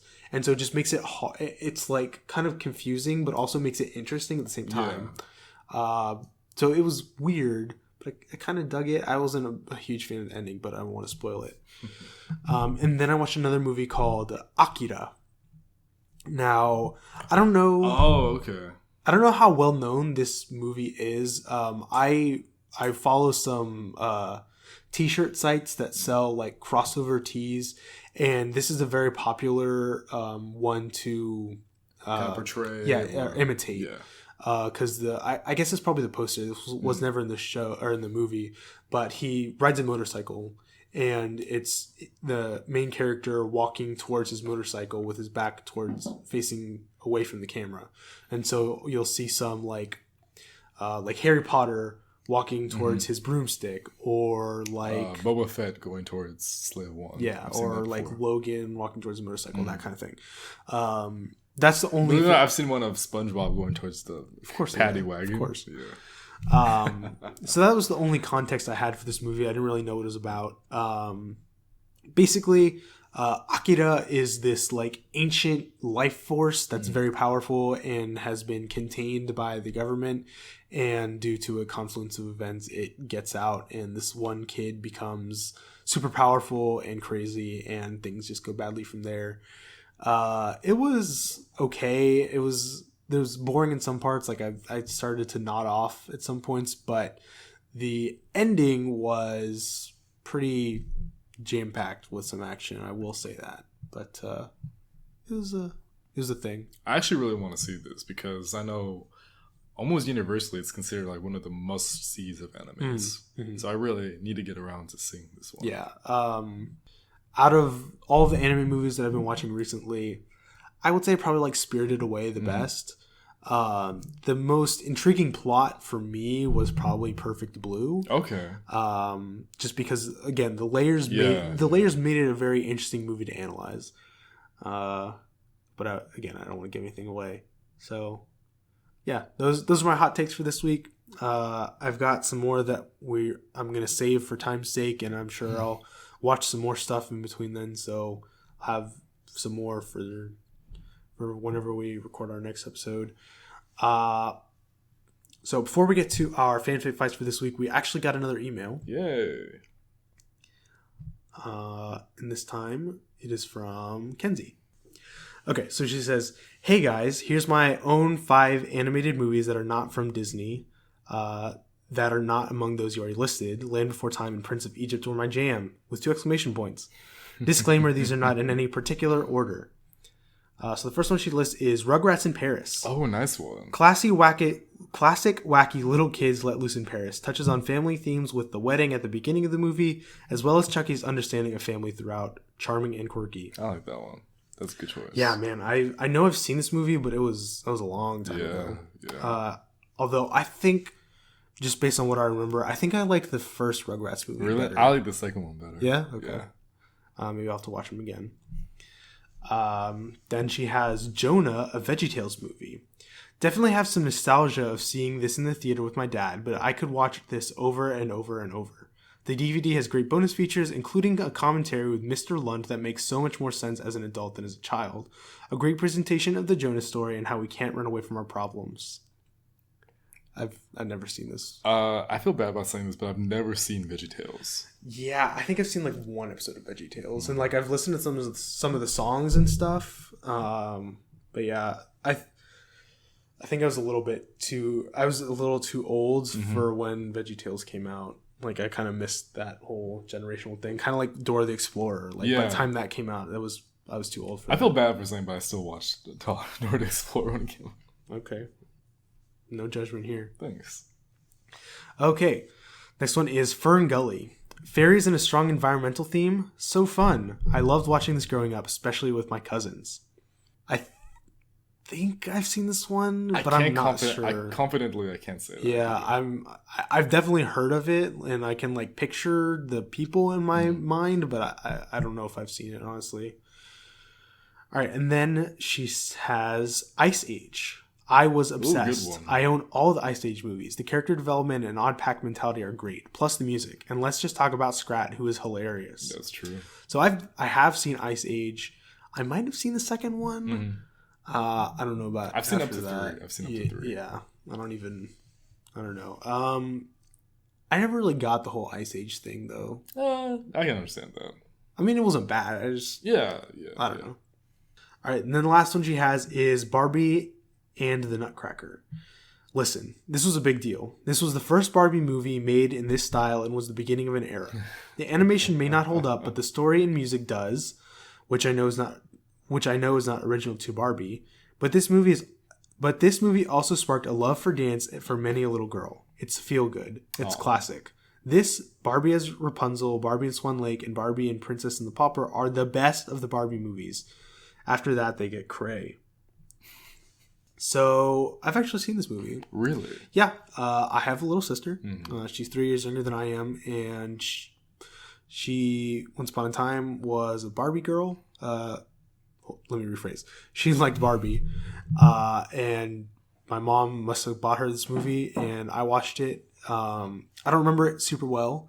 But I remember thinking it was a okay movie back in the day. So, yeah. But thank you, Kenzie, for writing us and telling us your favorite movies. We actually got someone to fulfill our request for once. Oh, isn't that nice? So if you want to fulfill our requests by letting us know about this past top 5, other past top 5s, fanfic facts, general questions, comments, concerns, tell us anything you want to know. Give us your hot takes on whatever anime you've been watching or show or movie or... Can I join in on hot takes? Oh yeah, do you have one right now? Or just for future? Well, just future. Actually, I've been watching some things, but I want to take a little bit more time to kind of develop my thoughts. Gotcha. I really actually like this segment. Good job, Alex. Oh, thanks. But yeah, so if you want to send us any of those things, please email us to abcpodcast92@gmail.com. We always love hearing from our lovely listeners. But now, I'm going to get into our fanfic fight segment for the week. So when I was watching Luke Cage, I was thinking, I got to throw him into a fanfic fight. He's a super cool character. Got to figure out who could go against Luke Cage. And so I was racking my brain, finally figured it out. So this week we're going to have Luke Cage versus Johnny Cage. Johnny Cage. Who's that again? He is a fighter from Mortal Kombat. Okay. And I will be choosing him. Okay. Who went first last time? Who was last week? It was oh, dang it. You just want to rock, paper, scissors? No, you just go first. I go first. Yeah. Okay. Me go first. Yeah, I'm pretty sure I won last week. Who was it though? Yeah, I can't help you there, buddy. So, Luke Cage. Sweet Christmas. Oh, I'm sorry. Just interrupt real quick. It was Bane versus Colossus. Was it? Yeah. Who did you pick? I picked Colossus. I picked Bane? Yeah. You know what?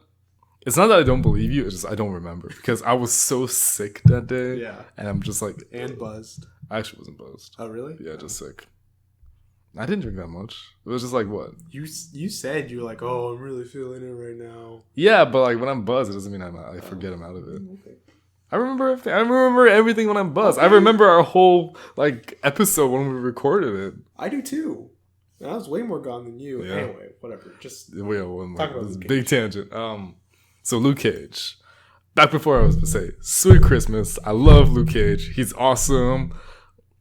Now he crap, I forgot how he got his powers. Do you remember how he got his powers? Well, in the show, he was in prison and he was almost beaten to death, and they threw him into this chamber which was supposed to accelerate his healing, but then there was like this electrical shock and like the temperature got superheated, and then he got powers. Why did they throw him in there? Because he was going to die if they didn't throw him in the chamber. Why did they have that in the first place? It's a great question. Anyway, so like Alex said, he has basically impenetrable skin. So you can stab at the man, you can shoot the man, you can punch the man, you can do anything you can to try and injure him. You can't do that. Now, that's probably his biggest takeaway, like his impenetrable skin and his super strength. And while that may seem kind of generic for a superhero, and it kind of is, it's still like part of Luke Cage's, what's the word I'm looking for, I guess, his style. And he is not the most skilled in hand-to-hand combat. Mostly he kind of just relies on like punching and breaking his way through things. But that's not to say that he isn't creative in the way he goes about fighting.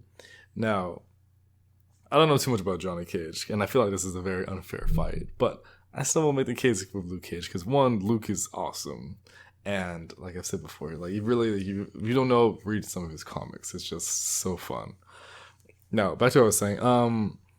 Yeah, like I feel like Johnny Cage will have the upper hand in terms of technique and just knowledge with fighting, but I feel like they would still be counteracted with Luke Cage's just his powers, because that would already be like kind of an evening match. Not to say like he can't put damage against Luke Cage, but already his skin and his powers kind of offer like a little bit of an advantage to his part. I think what is the best to take away from this is that, one, I'm pretty sure it applies to everything. So if he tries to do that Mortal Kombat move where he punches him in the nuts and he hopes the nuts to explode, I don't think that's gonna work. One, because the man's got like, balls of steel. He can protect himself against that. Secondly, because I know that even though he's not the greatest of fighters, Luke is he's at least somewhat adaptable, and he knows like he can take the beating and the beating and the beating, and he can still come back after it. So his biggest power is not just his immense strength. It's also like his spirit. And like you said, he has a lot of soul in him, and he knows what it's take to get to. He knows what it's gonna take to at least win in the end. Now, not to say he won't get heavily injured, but like Luke, he goes through a lot of stuff, like almost on a daily basis. he messes up all of his clothes all the time. He gets thrown through buildings all the time. He's almost always the first one head on to the fight, so he can take the blow in the force to give others the advantage. And in that regard, he knows how to take the punch from Johnny Cage. He can take it over and over again, and he can keep going until either Johnny Cage tires himself out or Luke finds out a way to beat him. And when that happens, just sweet Christmas. I love that phrase. Does he say that a lot in the show? Yeah, he says it a couple times. However, I don't know if this is going to be a spoiler or not, but Claire, Claire the nurse. She's in it? Yeah. What? Yeah, she ends up saying it more than he does. Nice. I mean, that's spoiled a little bit. Sorry. It's okay. I was kind of guessing because I've been hearing that she's like the connecting force between all of them. Yeah, she really is. But maybe that's a discussion for another day. So Johnny Cage. Johnny Cage is a classically trained martial artist, trained by some Shaolin monks, I believe. Okay, Iron Fist. And now works as a Hollywood actor / stuntman, putting his martial arts skills to use. So, yeah, despite the fact that he isn't living up to his full potential, he still practices his martial arts every day. So he's got the skills and the form to put the beat down on his enemies. Now, like Brandon said, Luke Cage, very tough opponent, to be sure. But Brandon also conceded that Johnny has superior technique just in terms of fighting. While Luke Cage knows about boxing, Johnny Cage knows like real martial arts, which, I mean, let's be honest, can beat boxers any day of the week. Now, Johnny was just punching him, like he would break his bones before he would ever be able to break Luke Cage. However, Johnny has, no, I'm blanking because I know they explained this in Mortal Kombat X. In his ancestry were these like super powered warriors or something like that, which allow him to power up his punches with these glowing green fists and kicks. So he's basically Iron Fist. Yeah, basically. And he can also lob this energy at his opponents, which Iron Fist can't do. Yeah. So he's got the power on his side, and Luke Cage cannot withstand superpowered punches. So as long as Johnny can, get his glow on, he can hit Luke Cage and Luke will feel the pain. So Luke is not completely invulnerable. Like, he's got tough skin, but he's not invincible either. That's true. That's a fair argument. Another advantage Johnny has over Luke is speed. Luke's a big guy, so it takes a lot to get moving. So Johnny needs to, be quick, get the hits in, and get out of there. Because Luke has super strength, and while Johnny has powered up punches, he cannot take repeated blows from Luke Cage. So he's got to make sure to deal the punishment and not take any, because that's going to hurt. So it's going to have to rely on his speed, rely on his super powered punches. The nut punch, which Brandon was talking about, Johnny's signature move, probably not going to work. I don't believe that he's ever done the green fist thing with the nut punch. I could be wrong, but... Dude, that's so painful. Yeah. Can you imagine that? Yeah. But, I mean, to be fair, in Deadpool, Colossus takes a nut shot. That's true. From another superpowered person, so it can work. It can work. Like, it just won't destroy his balls. Right. But yeah. That's fair argument. Yeah, I think Johnny Cage would win. I would say that another advantage that Luke Cage has is that he has the power of street smarts. So the streets taught him how to live. So if you live on the streets, you can survive anything. That's the only argument I had left. Okay. Well, there you have it. Those are our arguments about those fighters. Like that. Yeah. That was good. Yeah, see, there's a trade-off between stamina and speed. Or strength. Yeah, whatever. You know what I mean. So yeah, but we want to know who you think would come out on top. So please send us an email. Once again, that email address is abcpodcast92@gmail.com. And that brings us to the end of the show, right as we get up to our time limit. Yeah. How about that? All right, so before we get out here, couple quick things we need to tell you. First of all, Easter is next weekend, so I wouldn't count on getting an episode from us. So we're sorry to take 2 weeks off, like almost back to back, but it's kind of just how it worked out, unfortunately. Also, like religious purposes. Yeah, that too. We don't want to offend the Lord. Yeah. I mean, I'm sure he would have no problem with that, but still, like, reverence for the Lord. Reverence? Reverence. That's not a word. I've heard it. I mean, I've heard reverence, but I heard it recently called said reverence. I'm like, I want to say it like that. Reverence. Okay, whatever floats your boat. It sounds weird. Don't get me wrong, but I want to try it out. Yeah. So anyway, I'm sorry, just real quick. Yeah. Our you took her to Media Law Professor. She says advertisements, advertisements. So that's why I'm like purposely trying to say words really weird. So that's why I've been saying, you know, you get what I'm trying to say. Yeah.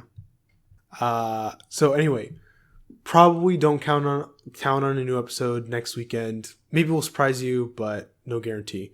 However, on our next episode, whenever that may be, we will be talking about the movie Alien vs. Predator. So make sure. I'm very excited.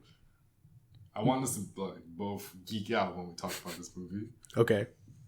It's going to happen. So make sure that you watch it and then send us an email with all of your thoughts about that movie. We want to hear everything from the biggest plot point to the smallest little detail. It's all valid. So one last time, the email address is abcpodcast92@gmail.com. Other things to know is you can find me on Twitter at AtariAlex. You can find Brandon on Twitter by going to my Twitter account. Look in the bio. You can find his handle there. While you're there, you can also find links to our YouTube and iTunes pages where you can subscribe to both so that you never miss an episode, so that you don't have to worry about checking back to see whether or not we uploaded an Easter episode. It'll just pop up there whenever it does happen, so that's always convenient. We'd also really appreciate it if you could leave us a comment or leave us a review. We always want to know how we can improve, and that's the best way to do it, although an email would work too. But iTunes reviews have the added benefit of boosting us in rankings, make it easier for people to find us.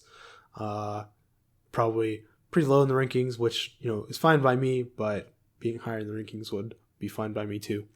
I think that's about it. Yeah, pretty much. And it's late, so yeah. I'm going to go home because I got to wake up early, and I woke up early today. Life of adults. I know, right? I'm sorry. It is what it is. Anyway, thank you all for watching, and we will catch you all on our next episode, whenever that is. Bye.